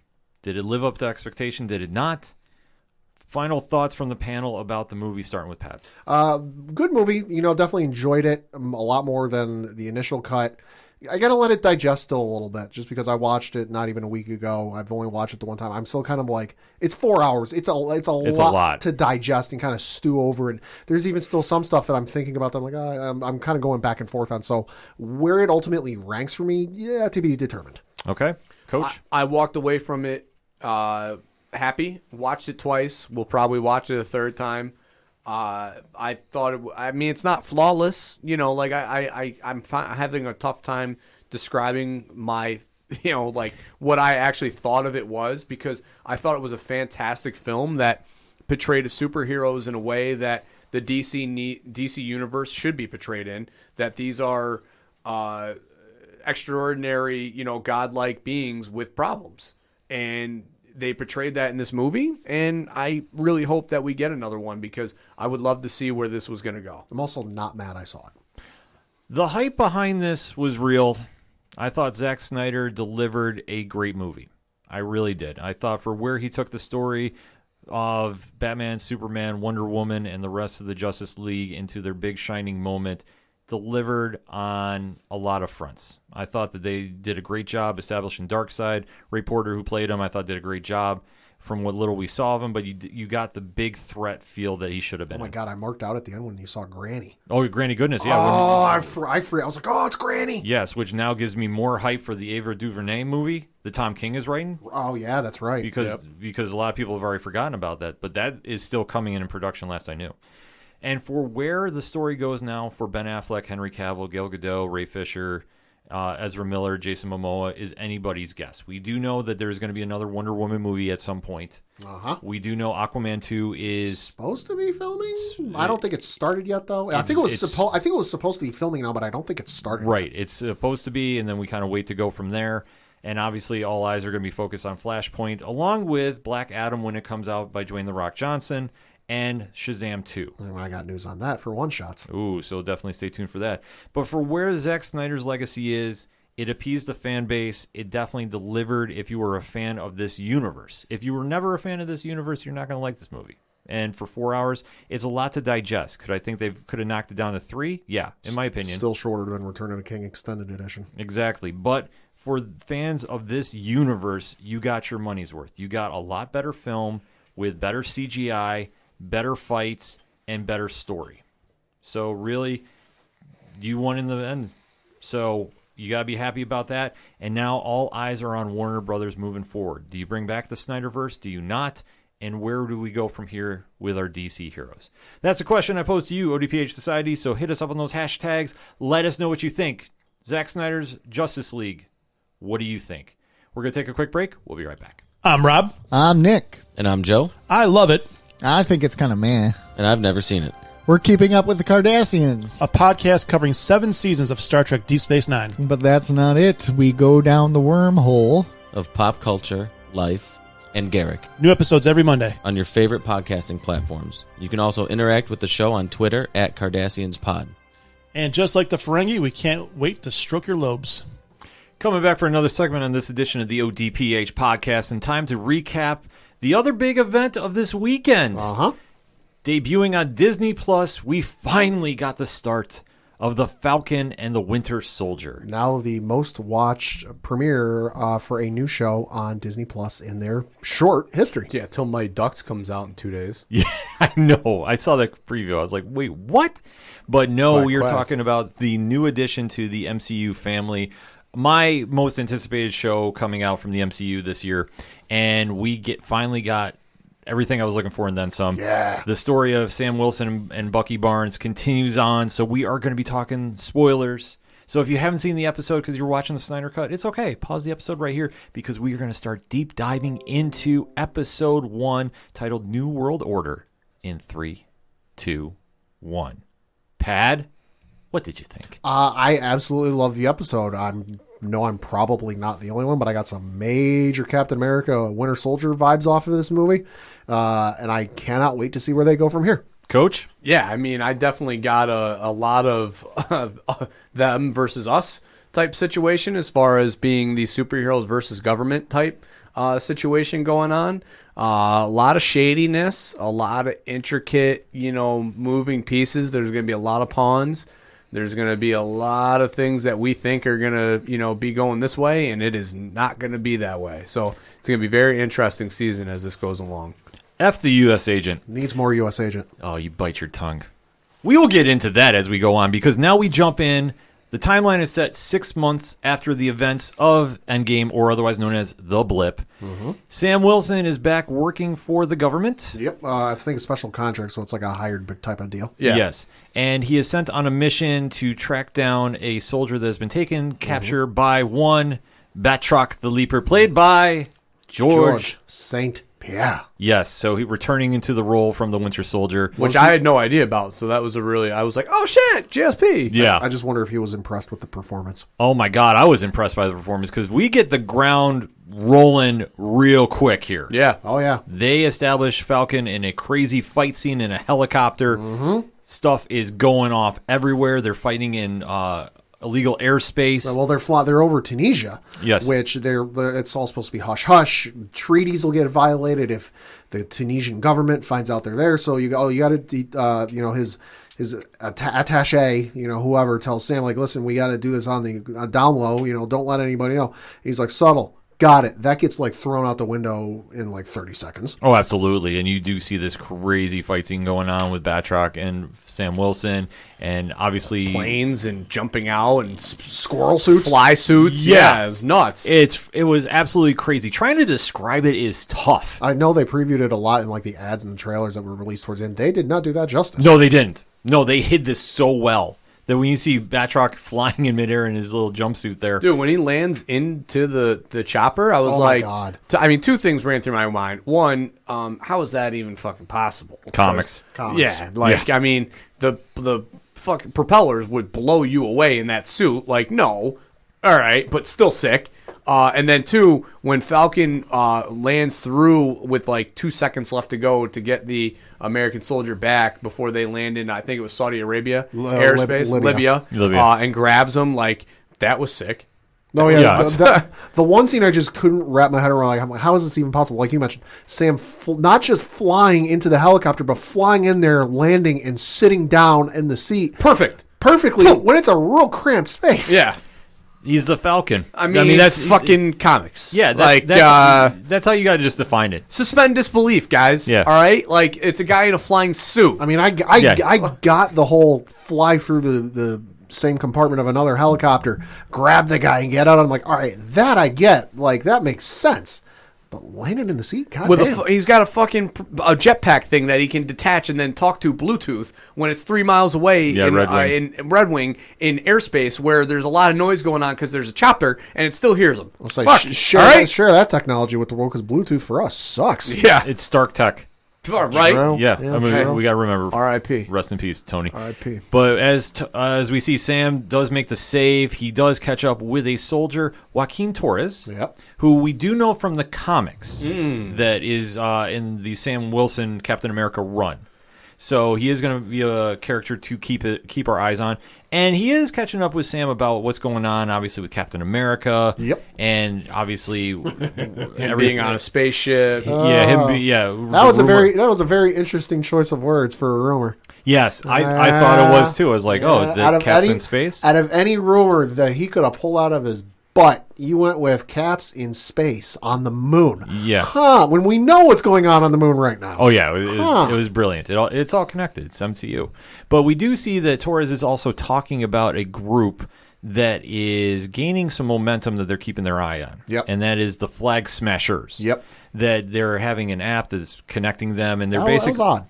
It was odd, but you know what? I do like geotechnology for sure. There's definitely that kind of shit going on. Yeah, because we know the character of Flag Smasher from the comics, and it's pretty much a generic 80s character. We do see how they've kind of modernized the group, and obviously they're ones that want the world to go back to how things were during the blip, and they're obviously being terrorists, and it's going to be something that Cap or Sam Wilson is going to have to watch moving forward. Mm-hmm. So they did introduce them very well, I thought.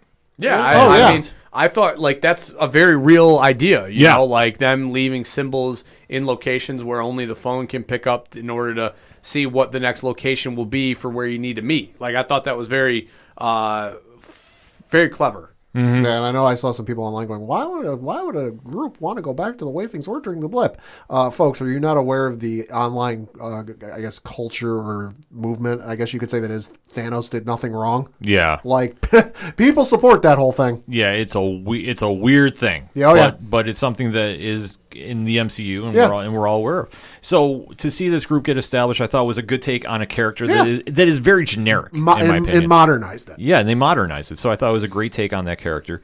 So as we see, Sam does go back to America, and he is turning in the shield of Captain America to the Smithsonian for display. Because the one thing he keeps saying over and over, it just doesn't feel right. Yeah, he's not willing to accept the role of the mantle that Steve Rogers gave to him. The weight of it all. Yeah, which, I mean, is completely understandable in his character. We do have a great cameo by an old friend. Yeah. Don Cheadle resumes his role as Rhodey. And is trying to talk to him and is like, dude, what are you doing? Yeah. You are Captain America. And Sam just is really feeling the pressure of that role, which makes perfect sense because Steve Rogers is a character in the MCU that is an image that gives a lot of people hope, and it's very intimidating to fill those shoes. Mm-hmm. And Sam is just having those self-doubt moments, which I thought was a good play on the character, because to obviously see that he is human after all, and yet we see all these heroes doing heroic things and think nothing's wrong. Yeah, I thought it was a fresh take. Yeah, and he's also trying to like downplay it and kind of brush it off a little bit, where, you know, just because Rhodey brings it up and he goes, you know, oh, we need a Captain America. And Sam goes, listen, you know, he was gone for 70 years and the world did just fine without him. And Rhodey brings up, he goes like, listen, the world then isn't what it is now. Yeah. So I thought they did a really cool scene there. Sam gives up the shield. He goes to meet up with his sister. Yep. Which I thought was a cool thing that they were seeing, that they have a fishing business in Louisiana. Yep. So, and we know that they've fallen on hard times, which I know the internet was running crazy about this. The Avengers don't get paid? Well, I mean, no. Yeah, like you figure Stark is bankrolling everybody. I saw that theory online. Like, I mean, that would have been clever, if he would have had them as employees. But, yeah, I mean, they don't, come on. Like, it was so weird because it's like, how did Vision pay for the house? Yeah. I mean, how did they do anything that they did? Well, I mean, do those folks forget the one sequence in, what is it, Dark Knight, where the one mild-mannered Wayne Enterprises worker figures out where all the money is getting bankrolled into? Like, Stark's doing the same thing. Except he's probably more upfront about it because, well, the world knows he's Iron Man. Yeah, it's an interesting take that I know that everybody's running on the internet with. So it was very interesting to see that Sam has taken the time to start focusing on family and to flip the coin to Bucky Barnes and where we catch up to him. Yo. We find out that he has been pardoned for all his past crimes, which is huge. I want to know how they negotiated that one because that's not a simple ask. No, it's not, but I think with everything that happened with the blip and you never know what kind of deals might have been done with Captain America before. Wakanda might have spoke up on his behalf with everything and come and maybe sent Shuri or somebody like, hey, listen, here's what we did to kind of fix some of the stuff that was wrong. Yeah, I mean, there's some kind of political tie-in with this, but we do see that he is now responsible for going for therapy. Yeah. Which is interesting because now he's trying to make amends for everything he did. And he has a checklist. So he took a page out of Arya Stark's book. Yeah, I was absolutely dying about this scene because Sebastian Stan is playing this very flawlessly. Yeah. And he's really taken on how much mentally damaged he is. Yeah, a broken man. Yeah, and he's a man that has no past, and he is really trying to establish himself in the world he is now. He has one friend that he knows is trying to hook him up on a blind date. Yeah. Which is, we'll say, it was a fun moment for the show. Yeah, oh yeah. Because Bucky is completely... He's out of his element. Yeah, he's completely uncomfortable because the girl brings it up. She goes, "How old are you?" 106. Yeah. Well, you got to think about the levity of what's going on in the world. I mean, it's the blip's over. People are trying to assimilate back to life. The Westview situation isn't happening yet. Spider-Man's over in Europe, so that threat's handling over there, and there's not much going on in the front of we need superheroes. Mm-hmm. Yeah, it's something. So they're lost. All of these people. Well, you would think, but especially for Bucky, who his best friend is Steve Rogers, who we don't know his fate at this moment. Right.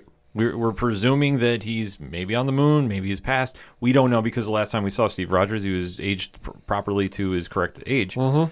So anything is fair game. But for Bucky, he's just trying to find his way in the world. And the one friend he's made that we know of, it turns out that it's a flashback sequence and Bucky has killed his son. Mm-hmm. Yeah, I mean, it's a literal fish out of water. But in this instance, it's not like, at least with Cap, he kind of assimilated to it. He still had his work. He had Nick. He had Maria and all the folks at S.H.I.E.L.D. that he could work with. Sam, it's like, okay, or not Sam, Bucky, it's like, okay, the one friend you knew and could, like, tell anything to is now who knows where, but you can't exactly call him up. We know Sam is trying to reach out to him because that's one thing that the therapist brings up is that, listen, Sam keeps trying to get a hold of you, but you're not returning any of his calls or messages. So he's a literal fish out of water, and especially with what he was programmed for and what he did, is now no longer really a thing. Right, and it's very cool to see that both of them essentially are broken, too. Right. Oh, yeah. That I thought, like Sam in a different way. Yeah. Like Sam's more of the, I was given this mantle and I'm not going to live up to it way. And then Bucky is the, all I've ever known was killing, and now I don't do that. And Sam's experiencing to a very smaller degree what happened with Cap and Bucky, where they came out of ice and was like, holy shit, the whole bunch has changed. Whereas with Sam, it's like, okay, things are still relatively the same, but my nephews, who all were like babies when I last saw them, are now all of a sudden a little bit older and they're running around in handfuls. Yeah, I thought Anthony Mackie played this role exceptional in this episode. That obviously trying to establish life after the blip is not easy for everybody involved. And that's one thing I like that they did with this, because it felt like with the blip, they almost made it like a bit of a joke with Spider-Man Far From Home, where it's like, oh, haha, everyone's five years older. I'm, 5 grades in school ahead of you, and you're still back there. But this, it kind of added some weight to the situation, like when Sam and his sister went to the bank to try and secure a loan to keep the family ship. And they're like, listen, it's not that easy. It's a lot of hoops to jump through. You all of a sudden have people coming back at like, it added some gravity to the situation instead of an, oh, shucks, everyone's back moment. Yeah. Well, the bank, like the manager said, like, the 5 years of history and him like, well, I was kind of gone. And the guy going, well, and Sam hit him back with, well, we qualify for HBC or whatever the hell the loan was. And the bank manager's like, you did under the law that was 5 years ago. Yeah. And it's like, yeah, that's the gravity of what the blip caused was all these changes as far as, people in their everyday lives. Yeah, I mean, the world has moved on, and they are still 5 years in the past. I mean, it's a fascinating thing when you really break it down to see. Again, something I didn't think of. Yeah, it's something that I think they're really going to focus on for this episode. And Sam is he's trying to help out his family, but he's also getting informed about what happened to Agent Torres. Oof. Oh, yeah. And oof. Yeah, well, and funny thing, too, with Sam and the whole bank sequence is, on the one hand, doesn't want to be Cap, doesn't want that responsibility, but when it comes time to, rubbing elbows and, oh, yeah, I'm an Avenger, take advantage of that when he can. Oh, hell yeah. I mean, that's life, baby. Yeah, that's life, yeah. That's politicians kissing babies and shaking hands and all that, man. If he's got a chance to save his family, hell yeah, he's name dropping. He's an Avenger. No question about that. But he calls him out to it, too, because he's like, yo, you just wanted a picture with me, and now you're going to tell me you can't approve me? I love that. That was a very good comeback. Like I said, Mackie absolutely crushed it in this episode.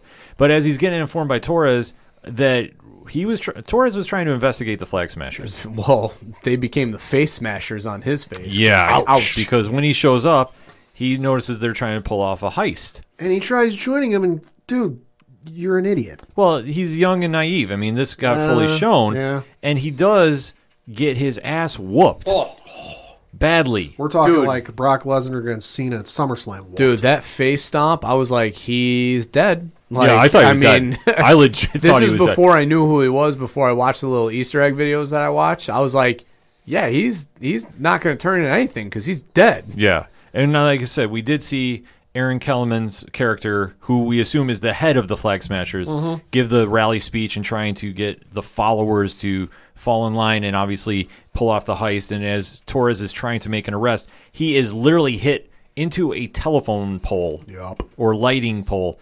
And I thought he broke his back. Well, and that's after he tries blending in and he tries helping a person with the mask on, and a cop points a gun in his face, and he's like, he's in Switzerland speaking English going, no, I'm not. I'm trying to help. And they're like, no, I don't care. I'm going to shoot you. Right, until a very large individual absolutely, like I said, knocks him into the pole and then face stomps him and nearly kills him. I have heard some rumors online about Mephisto, isn't it? About who this is. No, it's Mephisto. Not. It's not Mephisto. But did you both gentlemen hear about who it was supposed to be? No. Omega Red. Oh! Now, I was pausing about this one. Ooh. Because one, if I'm not mistaken, and I'm just going to play devil's advocate, no pun intended with everything here, he is still under the Fox deal when they were doing this show? Or is that all properties from Fox came over to Marvel by the time they were producing the show? They would have had time. No, they'd be so they could definitely be in here. Yeah. Because they wouldn't have been able to do the Quicksilver thing for Widow. Well, I know that WandaVision started after Falcon, so that was the only thing I wasn't sure about. Yeah, no, But- I think it's fair According game, to the baby. Wikipedia page, by September 2018, Marvel Studios was developing several limited series for its parent company, Disney's streaming service, Disney Plus. No, they had it by then. See, I'm always kind of fuzzy about that. Well, so, I mean, listen, the ties to a potential sort of X-Men or mutant reference in this show has been very heavily teased from the trip to that whatever country that's been associated to X-Men throughout time. That's Oganosha? Yeah, Oganosha. And then something else. The Flag Smashers having, I don't want to say metahumans because that's DC, but like enhanced ability. Right. Well, I mean, it's been heavily rumored. Actually, Madripoor is the one we're talking about, the one that everybody's thinking is in the show. Yes, Madripoor. It could be, and this might be a slow way to introduce. I mean, Omega Red, if you're not familiar with, is a longtime X-Men villain. Well, specifically Wolverine. Yeah. Specifically Wolverine. Kind of a little murky past, but it does tie into the Winter Soldier as well, too. So if they want to go that route, it's a very cool Easter egg. Hell yeah, that would be sick. I didn't even think about Omega. He was so badass in the X-Men comic or the TV show. when Yeah. they were doing that run with him and Wolverine for like 3 episodes. Mm-hmm. Yeah. So that's the rumor I've been hearing online.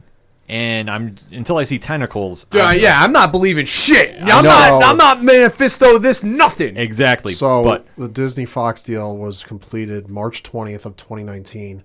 There's no firm they started writing on this, but according to the Wikipedia page for Falcon and Winter Soldier, a gentleman by the name of Derek Kolstad joined the series writing team in July of 2019. Yeah, I'm not. okay. So if they were to write in Omega Red and it was happening in July, they'd have been fine. Okay. Now, So, see, I'm always, even in that instance, they could have we'll plan. We know that the Fox deal is going to get done. We're just waiting on ink to dry and I's to get dotted and T's to cross.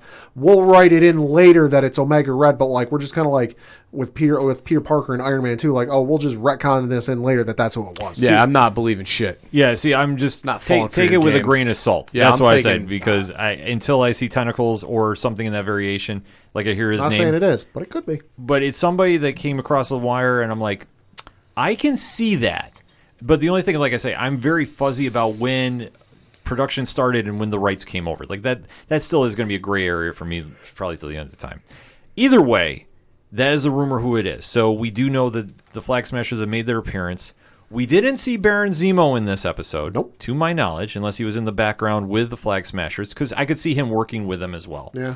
So the other big moment of this show, which Your favorite moment of the show. well, yeah, because I am not a fan of this character. While Sam is sitting at home with his sister, Trying to figure stuff out. yes, he turns on the TV. Well, his sister tells him or his to. sister tells him to turn on, and we see there is a government politician of some sort that is saying how this world needs heroes, and presents the new Captain America, who is one U.S. agent, John Walker, played by Wyatt Russell. Well, he just doesn't say that the world needs heroes. He says, the world needs heroes, and we're very grateful for all that the heroes have done in the past, but we need a hero that is focused on America's interests and our interests and keeping our best interests at heart. Captain America embodies those interests. See, I want to make this very clear for anybody that's tuning in for the first time. I have never been a fan of the U.S. agent from the comics. I am not excited to see him on screen in any way, shape, or form. That's a lie. He cosplays as him on the weekly. I'm gonna kick your ass as soon as this podcast is done. No, but I do want to stress something. I know our friends at Comic Book Keepers were posting online too, and I want to really stress this too. Wyatt Russell is an actor. When this character starts rolling, don't take out your anger for the character on him. He's playing a role. Mm-hmm. The character's meant to be a dick. Yeah, the character is somebody that I guess I'll do a minor spoiler. In the comics, there is a long-time story that happened in mid-'80s when Captain America's sales were done and they wanted to really switch things up. And they had Steve Rogers quit because the government wanted him to do more political things. And he always says the classic line, and I will paraphrase, I represent the ideals, I don't represent the government. So he left. So they got in the Super Patriot, as he was, and basically he was a steroided, via super-powered up knucklehead that was completely not ready for the role and did a lot of bad things until Steve Rogers basically came back and whooped the shit out of him to get the role back. I'll say basically everything that Steve Rogers stood for, U.S. agent is the exact opposite. Exactly. On the surface, peace, justice in the American way. Mm-hmm. Carry the flag, fight the good fight, protect the innocent, save the weak. He's got ulterior motives, though. He does, because he has a very blinded version of American values. Yeah. To put it mildly. Yeah. And he's basically a yes man for the government, so if they tell him to jump, he says how high. And when. Yeah, and it's like I say, when you grow up reading Steve Rogers, you know that is Captain America. John Walker is not Captain America. Right. And I don't care how many interpretations of the comic we've seen him in. I am not a fan anytime I see him on page. I'm sorry. Yeah, but what it can lead to is so much. Well, the story is going to be interesting because now, without Steve Rogers involved, and there is no chance Chris Evans is coming back for this show. No. Sorry. Don't you never say never. I will say there's a 99% chance. I'll give you the one that he does show up. Because, Jason Peters. Or Evan Peters. Evan Peters, yeah. Yeah. No, like I say, I just don't see it happening. I know it was heavily rumored that Chris Evans was coming back. We haven't heard any official confirmation yet. It's like Feige's shot that down and has said that he's not coming back, but take that for what it's worth. Yeah, exactly. Until we actually see him not come back, I take anything with a grain of salt. But for this show... Until he's dead, I'll believe he's not coming back. Yeah. but for this show, no, I don't expect to see him, and I think they're going to change the narrative of that classic late Mark Grenwald story. That if you haven't read, definitely go to your comic shop and pick it up. If they do anything with him in this movie, they might do something like they did with Superman at the end of Shazam, where because they're not going to pay Chris Evans what it would his normal prices for an appearance for like one scene. Yeah, no, they're not going to do that. If he shows up in this show, it would be like what they did with Superman and Shazam, where it's like you see the torso and that's enough. That's all you're going to see, I think, if they want to even attempt bringing Steve Rogers into the show. They don't need to tell that story. No. Sam Wilson can do it by himself. Bucky Barnes can do it by himself. In fact... Bucky Barnes could do it with one arm. Oh, he definitely could. I think there's a lot of different interpretations they can roll with this. It's going to be anybody's guess when they want to. But for what this episode did, it hit the ground running, established everything that I was looking for in the show. So I guess we'll say final thoughts on the episode. Really great episode. I want to see more sequences with the therapist, though, especially I want to see him try and just discuss some of the things that have happened over the course of his time. Trying to see him explain the whole Wakanda fight scene where he picks up Rocket and starts spinning in a circle. Just seeing him try to explain that would be hilarious. Coach? Yeah, I mean, I thought it was a good reintroduction to these guys and their assimilation back into what we now know is life in post-Blimp Marvel Universe. And I'm, obviously excited to see where it's going to go. I mean, if it does anything like WandaVision did, I'm going to be very excited. I'm very happy. I also got to say, since Captain America the Winter Soldier is like top 3, top 2, one of my favorite MCU films of all time, fluctuates based on the day. I love the Winter Soldier, Cap 2 vibes from this show. Absolutely. No, they captured a lot of the Ed Brubaker vibe from the comics. And that's one of my favorite runs of all time with Captain America. Anthony Mackie and Sebastian Stan did an amazing job reprising their roles. And we're definitely hooked on the story. I'm not really sure what's going to play out for everybody involved yet, but I am excited to see where it goes. The Flag Smasher character I've never cared for, but I do think the interpretation they're doing of it is going to be something interesting. If Omega Red's involved, I'm definitely down to see it. And like I said before, F the U.S. agent, because I can't stand John Walker. I cannot wait to see him fall from grace and hopefully never come back to the MCU. Just be sure to send every U.S. agent meme you can to Ken. Oh, yeah, because I'll just sit there and just be like, ah. But like I say, nothing against Wyatt Russell. I think he's I like Wyatt Russell. He's great. He's great. I think he's in 22 Jump Street. He's fantastic. Yeah. I like the actor. Don't get me wrong. I just hate the character he's playing. But hey, that's why we critique the shows here, don't we? So definitely hit us up on those hashtags. Let us know what you thought about Falcon and the Winter Soldier, Episode 1. We definitely need to have that conversation. We're going to take a quick break. We'll be right back. Hi, everyone. This is Mark, the DM for Stranger Damies. What is Stranger Damies, you ask? Well, we're just a bunch of first-time D&D players exploring the world of Tal'Dorei 30 years after the events of the Coma Conclave, which was made famous on Critical Role. Join us every week as we roll some dice, make some mistakes, but most importantly, we have fun. New episodes air every Wednesday at strangerdamies.podbean.com or on your favorite podcast streaming app. Don't forget to like, share, and subscribe, and follow us on Twitter and Instagram at StrangerDamies.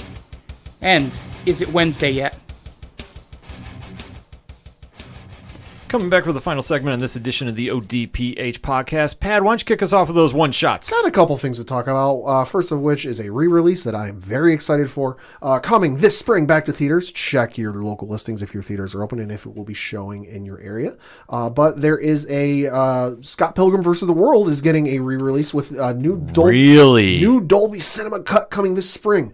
So this according to an article from Deadline. Quote, Edgar Wright announced today on his social media handles that his 2010 cult feature, Scott Pilgrim vs. the World, will be getting a re-release on April 30th with a new Dolby Cinema cut.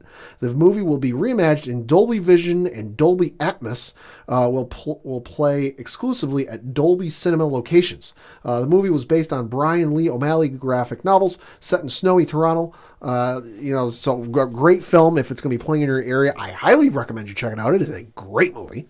Yeah, I haven't seen Scott Pilgrim in forever. Last I knew it was on Netflix. Yeah. Might be there still, might not be. I haven't watched it for eons. Yeah. I watched it about 7 months ago with my girlfriend because she had never seen it. Liz has never seen it? She's seen it now. Okay. But at the time, we were looking for, it was a Friday night, Saturday night, looking for something to watch. Well, what's Scott Pilgrim's World? I'm like, oh, this is a fantastic movie.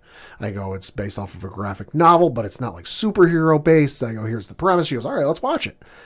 Love the movie. It's a fantastic movie. A lot of great people in it. A lot of great scenes. So, like I said, check your local listings, see if it's playing in your area because it's definitely something worth checking out. Yeah, definitely go check that out. A couple casting news. Well, I'll tease a little bit of this in the first segment, but in regards to Shazam 2, I'll get to the one that broke a couple days ago.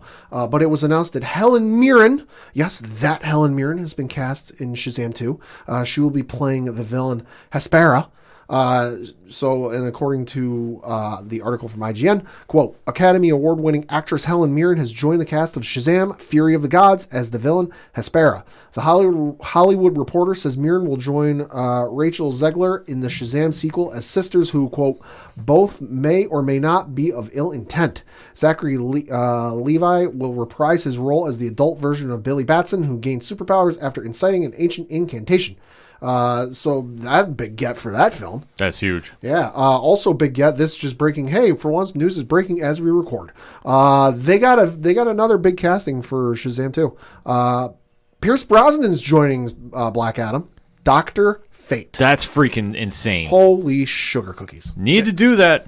Yeah, he hasn't even done. I mean, it's been pretty quiet on Pierce Brosnan front for some years now. He's done some stuff, but nothing this big. Yeah, the only thing that comes to mind was he did the Mamma Mia sequel or whatever it was. Like, but outside that, nothing really huge. Right? No, but for that film too, especially establishing the JSA, you need to come with some big names on it. Pierce Brosnan is Dr. Fate. I fully see that. I mean, they've been crushing with the castings. Like I said, Mirren on Shazam, and this one, yeah. A couple comic picks for you this week. Out from Marvel this week, Alien issue number 1. Yes, that Alien, the Ridley Scott films, written by Philip Kennedy Johnson, who's also doing the Superman comics these days. So definitely give that a check. Amazing Spider-Man, issue number 62. New costume debuts. Kingpin makes it personal with Peter Parker, and New York City itself will pay the price. Another fuse lit more than 30 issues ago reaches its explosive destinations. Listen, Nick Spencer's still writing, so it's going to be batshit insane, and I'm here for it. Also out this week, and you should definitely give it a read. Detective Comics issue 1034, great read, especially the bit at the end with Damian Wayne and Talia. Yo, yeah, I tell you what, Pat, you had my picks locked in, man. Excellent job with those. Thank you. Yeah, so if you want to find out more going on, I guess if I can throw one more in, Teen Titans Academy. Oh, yeah. 1. Red X is there. Yeah, so you'll definitely figure it out. So definitely head on to your local comic book shops, go support them, and definitely check out your local indie podcast. So obviously shout out to our guy Brian Wayne over Cheers to Comics, Wednesday Pull List, Last Comic Shop, Comic Book Keepers. I can keep going on and on, but we have Podchaser lists for that. So you definitely just hit us up. We'll send you the right direction. That being said, Coach, what you got? I think I'm hitting a triple here. I've got the Superman and Lois episode. Break it down for us. Yeah. We are talking spoilers. Yeah. Well, I'll try and keep it as quick and brief as I can. The boys were destined, or not destined, they were kind of doing their own thing with a big event going on in Smallville. Soups, came out and was a heavy hitter in this episode, as we found now that there are other beings that are being created by one Mr. Edge.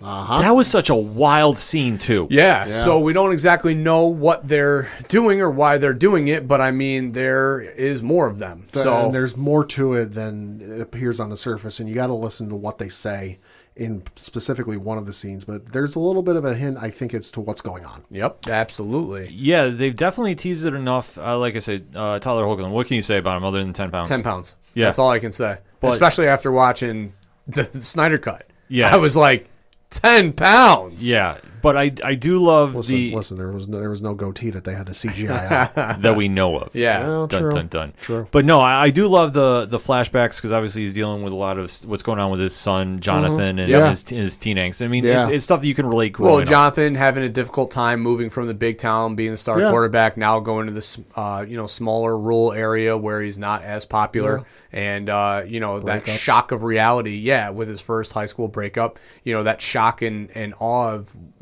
life, finally hitting him when everything was so peachy before. Yeah. No, I thought it was a strong episode too. Yeah, especially a good one to leave out with, now not coming back till May 15th, I believe is the date. think it's 16th. 16th? Yeah, it's one of the it's a teen. Yeah. That's when Superman Lois will be back, taking a brief hiatus due to filming pauses from COVID.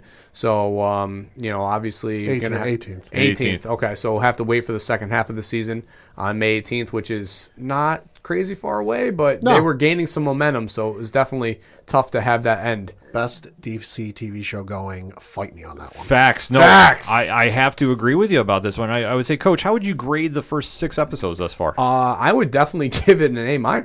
Yeah. I mean, honestly, I thought all the characters have been portrayed very well by their actors. I think the story has been fluid and not bogged down by the idea that Superman is the key character of this show, so there needs to be action, but the action sequences have been there and heavy. And there's been, the urgency that we talk about that's needed with superhero shows. So, and the Lex story finally had a payoff. Yeah. Now we know what he's there for, Wild and why he's twist. doing it. Wild twist, absolutely. Wild twist. Heard that and did a double take. I was like, wait, what? Yeah. So, yeah, that's going to be very interesting to see how that plays along as the season goes.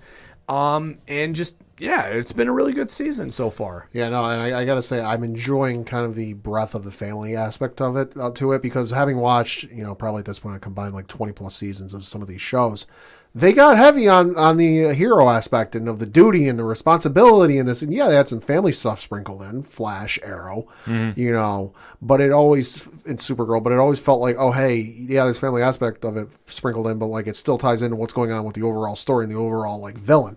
This, it's like, okay, it's kind of tying in with the main story, but it's still a breath and a step away. Well, like he's fighting 2 battles on 2 different fronts, which is, 3 battles on 3 fronts, because he's got his wife who also has needs and, who also has her own thing going on with her own situation. You got the boys and their lives, and he's got him and his role in Smallville and him being Superman. So it's like he literally is putting himself into these 3 impossible situations that he has to have answers for, and I think that's great. It makes for good TV. It does. Yeah. It does. They borrow a lot, I think, from Black Lightning's first season too, because that one's very family oriented too. So, like I say, I love this show thus far, man. It's been such a nice surprise hit. Like, not that I was kind of a little skeptical of it, but you never know when trying to do Superman on the small screen. Ever. You never know. It's always a crapshoot. So this one's paying off right now. So definitely excited to see it come back, and then Supergirl next week. Definitely have to check that one out. I'm hitting on my second base here. The PLL entry draft is tomorrow, so everybody playing at home, take your shot. Talking lacrosse. They are announcing the entry level draft. So this is going to be players who weren't previously in the league that have been out from college. Now able to enter the PLL. So obviously with the Major League Lacrosse merger, quotes, they will be able to absorb a lot of their players. And now this is where you're going to see a lot of names like Lyle Thompson, and a lot of other Alex Woodley. So a lot of great other players that were in the MLL now come over to the PLL to add excitement, add fresh flavors. And the Boston Cannons sit with the number 1 pick, which, for you lacrosse people out there, know that it's going to be Lyle Thompson. And if it's not, we will riot. So I'm very excited for that. That's going to be tomorrow night at 7. It will be on the Twitter Spaces, unfortunately. Okay.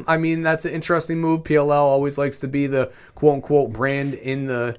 That's like the Twitter Clubhouse thing, right? Yeah, something like that. It's so like you just join and then your little avatar pops up. It's basically like if you join somebody on a Instagram feed, live stream. So that's what they're going to be doing there. So they're always, or 7:30. I'm sorry. So they're always, aggressive with it. So it'll be interesting to see there. And then, I think I'm going to hit a home run because now the Giants, my third move here, the Giants, just power players in free agency right now. Galladay and Adoree Jackson coming from Tennessee out of nowhere, making the New England Patriots move seem like child's play, baby. I'm waiting on Pat on this one. I got 156 plus million reasons why you're wrong. Yeah, well, you also got a Cam Newton, so I'll raise you Kyle Rudolph. I'll raise you Danny Dimes. Well, that's fine. Danny Dimes going to be an MVP throwing a Galladay this year. Whoa! Wow. So it would be very. Wow. That's if they can keep him upright. Yeah. No, it would be very interesting season. The Giants making moves with. I mean, I don't know how they were able to do this in free agency because they were up against the cap number. So a lot of guys have reconfigured deals. I'm very excited. I didn't think that they were going to land Galladay, and I definitely did not think they were going to get Jackson after they got Galladay. So power moves by the Giants. They probably borrowed at least a little bit of what New England was doing because I was reading it kind of off air last week. Some of the numbers of just like what they signed for and this and that. But then they but restructured. then what? Not even the guys restructured, but the guys they signed and what it counted against the cap. That like I remember reading again, there were like 4 or 5 guys that New England had signed that equaled like $24 or something million against the cap, whereas Jared Goff was like 27, 28. Yeah, no, they pushed a lot of money to next year, which was a move, and then Blake Martinez and I can't remember who the second player was. I think it might have been Bradbury. Turned their money into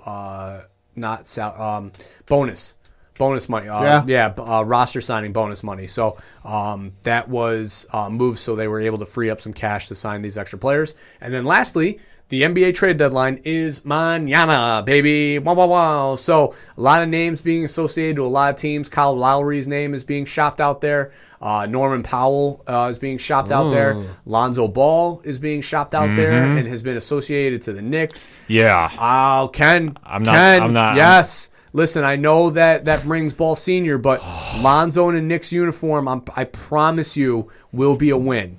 JJ Redick has also been associated in that trade. I'd rather take JJ. Listen, especially when you talk about the fact that you don't know what these Dallas picks are going to be. So if they move one and not both, but if they move one and they give up like a Reggie Bullock, or one of the other Alfred Payton, if they get rid of one of those guys and they bring in Alonzo Ball and JJ Redick with that young core of RJ who's emerging as a goddamn superstar. So suck on that, Mr. He's not going to amount to anything. He's only 20 fucking years old. Let's think about that. 20 years old. Reach on that, coach. Randall is playing like an MVP right now. Yo. They have to re-sign him. They don't have a fucking choice. And it breaks my heart in a way because like I kept thinking 2022. But nope, that money is going to Randall. They don't have a choice. That dude is money. Literally. I watched him hit 2 pull-up threes out of nowhere last night against the Washington Wizards. Damn. Dude can ball. So him, Lonzo Ball, JJ Redick, RJ Barrett, Mitchell Robinson, quickly off the bench, Derrick Rose off the bench. Give me some of that right in the old vein, baby, because that's what I want. That's my New York Knicks. I love it. I tell you what, trust the process. It's now or never. And I'm diving back in. I don't even care. You know what? This team, with that move, will be above 500. And they'll get in the playoffs. And if I'm a team, I don't want to fuck with them in a playoff series because Tom Thibodeau's defense will bottleneck you. Thibodeau and Rose, man. That's my law firm. Yeah.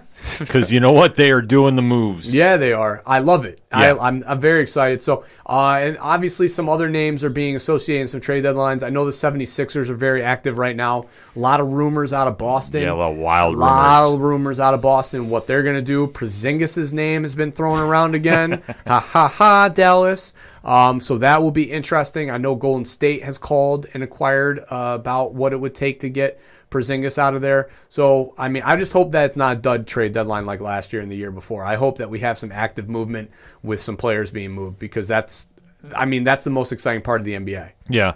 We'll definitely have to watch it. I know you'll be going hard on Twitter about that, so we'll definitely be retweeting that. Listen, I remember the Porzingis trade to this day, my reaction. So, yeah, I'll definitely be refreshing. Woj is already on alert. So if Wojnarowski sends a tweet out, I'm getting the update on my phone. I'm ready to go. Yeah, so definitely stay tuned to the ODPH social media accounts, and we'll definitely be commenting about that when it comes up. So for my bases, I'll go through some quick comic news stuff for the DC shows. Ruby Rose has been no longer part of Batwoman, obviously. Yep. Wallace Day is now resuming the role of Kate Kane on the show. So if you've been watching the show, I've been hearing good things about it. I've fallen behind on it, but I've been hearing good things about the show. So definitely an interesting move to recast. But I know my wife was very critical of the red wig. She's like, why such a big wig? You know, like, and I go, I don't know. they've done that in the comics. I mean, Yeah, that's- it's the comics. it's a comics thing. Because in the comics, isn't she like short, like military cut, red hair? It's been a couple different variations. Yeah. So, Yeah. but in the comics, she goes for the red wig. Like that's the character of Kate Kane. look. So yeah, it's what she does. So I'm about to get my son's reaction to the Snyder cut too, because he's watching it right now. Oh, okay. Oh boy. Also on the streaming news, kind of a quieter move, but this one definitely caught my attention. Keanu Reeves has had a Kickstarter comic come out under Boom Studios. Okay. I've talked about this a little bit on a couple different blogs. It's titled Berserker. It's got a really kind of crazy spelling, and it's basically like he's an unstoppable killing machine.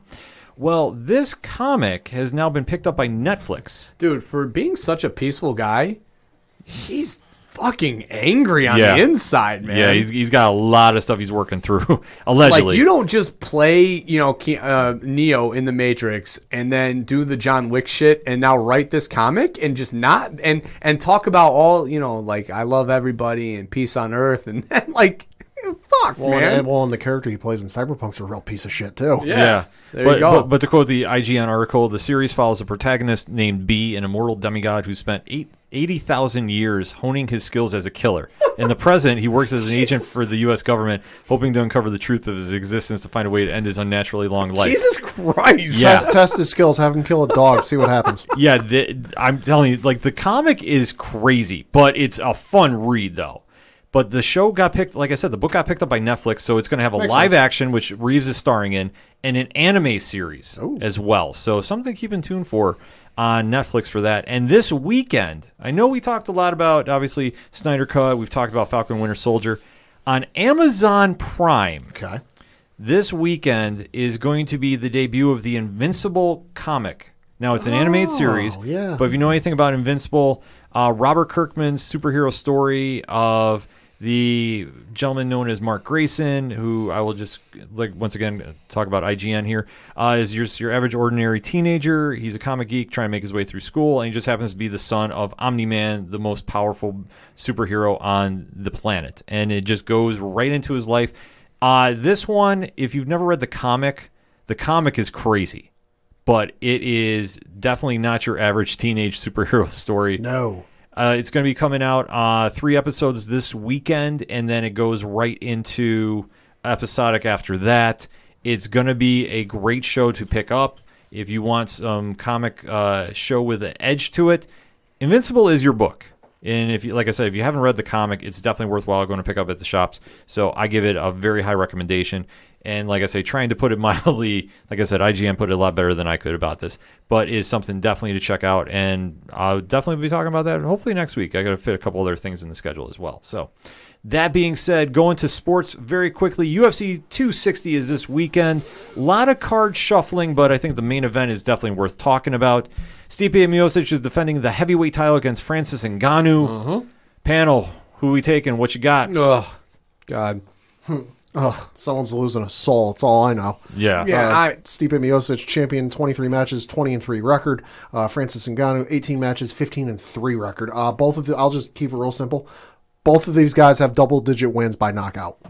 Yeah, it's tough because Ngannou is just such a specimen. He's a freak of nature, you know. I mean, I've been watching. He's got a vlog out, and I've been watching that, and I've been watching Embedded as I usually do, and Miocic comes off as just such an average, regular, everyday guy, and it's so cool to see him still working a full-time job. Yeah, he's a just firefighter in Ohio. Yeah, just like all of us doing our 9-to-5s, and then still training the level that he is, and still being able to be the talent and dominated force that he is of the heavyweight division of the UFC. That's incredible. And then on the flip side of it, here's Ngannou, who is this talented, just monster who, really reinvented himself as far as the UFC game goes. And it'll be a very interesting fight. I mean, he's in Vegas right now training. He's got a personal chef. He's got UFC giving him his macros as far as his meal planning. So, like, he's working with sports scientists. Miocic is over here eating pasta and meatballs that his wife's cooking. So it's like I'm kind of pulling for Miocic in that sense of being the everyday man. But, I mean, I'm just going to lean Stipe. I'm going to lean Ngannou, if for no other reason than this. His last 4 fights, first round knockout 20 seconds in. Then it was a first round not TKO, so another knockout 1 minute and 11 seconds into the first round. Third fight prior to this one, knockout 26 seconds into the first round. And then the fourth fight prior to this one coming place this weekend, TKO, so another knockout 45 seconds into the first round. His longest career fight in the UFC for a belt was when he lost to Stipe Miocic. That was the first fight back at UFC 220 in 2018. Then it was his second longest fight in the UFC was a 3-round, went to full weight decision, lost against Derek Lewis in July of 2018. After that, his longest fight was a 1 minute and 11 seconds in. Let me break it down like this. Miocic beat him the first time, and he beat him by wrestling him.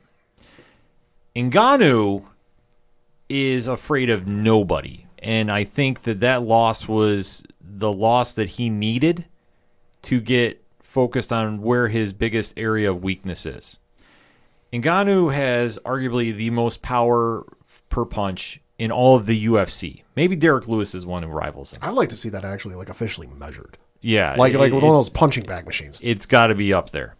Ngannou, we have nicknamed the Soul Taker. I got to give the shout out to Rich from 3FN for that, because if you've ever seen him knock out Alistair Overeem, you physically see a soul leave a man's body. I'm not exaggerating about this. So this being all into play, I'm saying Ngannou. Miocic is no slouch, and I give him all the credit in the world. I think he's an absolutely fantastic fighter. He's been champion for quite a while. He's had some epic runs. But I just think Ngannou's on a different level right now. That if he can stop a takedown, Miocic is in trouble. And if I'm Ngannou, that's the only thing I've been working on since this fight got signed, is takedown defense. Because if Miocic gets him to the ground, it's a whole different ballgame. Has Ngannou learned a ground game? I don't know. I've never seen it. So this is going to be an X factor that we're going to have to watch. But I think what Ngannou is going to do is he's going to wait for that takedown, and if he can clip Miocic coming in, it's lights out. It's Ngannou. No-brainer on this one. Do I think it's going to end the first round? No. I think this goes to at least the third, possibly longer. It just depends on how much Miocic is going to be able to withstand those punches. But eventually, that soul's got to just have its fill, and then it's done. So that's, like I say, I'm going to take that for Ngannou. We're going to be live streaming our reactions to it on twitch.tv/67podcast this weekend. The card has been getting shuffled around a lot, so we're not breaking down everything on there. But trust me, Saturday night, we will have lots to talk about in this one. And to close out this episode of the ODPH, got to talk a little wrestling. Wrestling. We're going to party like it's Starrcade 83. Yes, because we are now in the Fastlane to WrestleMania. See what I did there? WWE had their Fastlane pay-per-view this past Sunday, their first one on the Peacock Network. I did not have the best experience with Peacock. Pad did. Yeah, no, speak for yourself. I had a great experience. Yeah. I didn't have any experience. No, but I thought they were smart by running it on Peacock. Yeah, first. you had to. You had to. Yeah. Because, my God, the fallout that can come if WrestleMania is a botch is not good. well, let's face it. If WrestleMania comes in, the stream isn't the best. It's not anything we're not used to with the network. Yeah, yeah, but I mean, with the way that the network had been, really starting to fix itself and work in an efficient level, for now us to regress back to the early days of the network, I mean, fans will revolt. Yes. Like, they'll lose their shit, especially the ones that are already teetering on the, I don't know if I really love WWE like I used to fans. I mean, that will give them every reason to jump ship. Absolutely. So this one, though, I just want to kind of touch upon a couple matches. So, Pat, I'll read them off to you. You give us who won. Drew McIntyre versus Sheamus. That would be Drew McIntyre, and this was a no-holds-barred match, and goddamn. Yeah, this was hard-hitting as all could be. Kind of a very easy one to figure out because Drew is going to be fighting for the world title at WrestleMania. There was no way he was taking the L beforehand. Nope. But they did kick the crap out of each other. So this was living up to all the hype. Had no issue with this. No. Like I said, pretty simple with that. Next up was Alexa Bliss versus Randy Orton. Alexa Bliss defeated Randy Orton, but with some help, and the Fiend returned finally. He would look like the Toxic Avenger. Yeah, he looked real weird. He already looked creepy as all hell before, but now it's even creepier. Now it's even weirder. Yeah, I saw the images and I was like, all right, now this is just going to become a figurine character. Like just, hey, look at all the different looks and suits that he has, so you can buy the new action figure. This would be great for him if they were still making the 2K video game. Yeah, so who knows what they're going to wind up doing moving forward. We do know that Randy is going to be taking on the Fiend at WrestleMania. Prediction is going to be a Firefly Funhouse match. Probably. This one, like Pat touched upon, Alexa won, but can you really even call this a match? I couldn't. Listen, if it's a Firefly Funhouse match and it doesn't involve Bray, the Fiend, breaking into Randy's house, what are we even doing here? Randy Orton's tweet, though, after the match of, my wife's not too fond of Alexa Bliss, though, for the finish with her. Straddling. For those of you, Alexa was straddling Randy for the pin. Right over the top of the groinal region. Yeah. That's classic Randy. There was a few people on Twitter who said, listen, if there's anybody who won Fastlane, it's Randy Orton. Yeah, I'm not even going near that one. The pictures are online, so you can make your own judgments with that one. And the main event, though, I have to say, definitely lived up to the billing. Yeah, Roman Reigns defending the WWE Championship against the Universal Championship. Oh, Universal Championship against one Daniel Bryan. Yeah, with special guest enforcer Edge. So Roman retained, although not without some shenanigans and chicanery. Of course, enforcers at ringside. The ref's going to get knocked out at some point. Ref got knocked out. Edge came in, played ref to do his duties as his guest enforcer, started calling a match, and of course, you knew whatever Uso brother it is, like Jay Uso came out, tried to use a chair, didn't work. Daniel started using the chair, accidentally hit Edge with it, so Edge took it as, he meant to hit me. So then Edge attacked Daniel as Daniel had Roman in, what was it, the yes lock? Yeah, I'm in the yes lock. He had him in the yes lock, and Roman tapped. But because of the ref, nobody was there to kind of see it and call it. Didn't count. So it appears Edge turned heel. Hard to say. Hold on, player. Yeah. Hold on, player. Because I smell a triple threat match. Yeah, no, something tells me that Daniel is going to get put into this main event match at WrestleMania, where it will be a triple threat. Now, this is not official. This is just kind of speculation. It will probably be a triple threat at WrestleMania for the Universal Championship. Yeah, I'm kind of a little torn on this one because I wouldn't be that mad if it was a triple threat, but I don't think it needs it. But I also saw one Pete Dunne tweeted out Danielson after this match. Ooh. And I know that Pete Dunne has been calling out for a best wrestler to face him in NXT. Give me that match. So that would be great. So not going to happen. I never say never because end of his career, you never know. Well, Daniel Bryan has said he's slowly winding down. We know that NXT is going to be doing Stand and Deliver 2 nights. Yep. For their pay-per-view event. So one on USA, the other night on Peacock. So that being said, if Daniel Bryan is involved in the triple threat at Mania, would he be also doing double duty to face Pete Dunne? I mean, it would make sense though to put him in that match as the guy kind of doing the most work, because an Edge Roman match, that's why I wasn't excited for it, because it's like, who's going to be the worker, in that match? And I think that's where, if you do a triple threat match, you add Daniel Bryan in, now you got your worker that, can take the spots and do the bumps. And then, you can have the finish go however you want. Just, you need a guy in there that can, do the work. Yeah, so it's going to be interesting to see how it plays out. We haven't heard anything official. The only thing we do know that was announced officially was night 1, Sasha Banks versus Bianca Belair will be, I'm assuming, the main event. The co-main is Bobby Lashley versus Drew McIntyre. Well, they haven't said that yet. I think they just announced those 3 matches. But Sasha, they're pushing for it. Sasha's leading the charge. Yeah, and on Twitter, they're going hard. They're saying, pushing for it. And I think it should be too. Yeah, I think it should be too. Yeah. Absolutely. And night 2, Rhea Ripley is going to be facing Asuka for the women's title from the Raw branch. Yeah. And then it's going to be, as of right now, Roman versus Edge.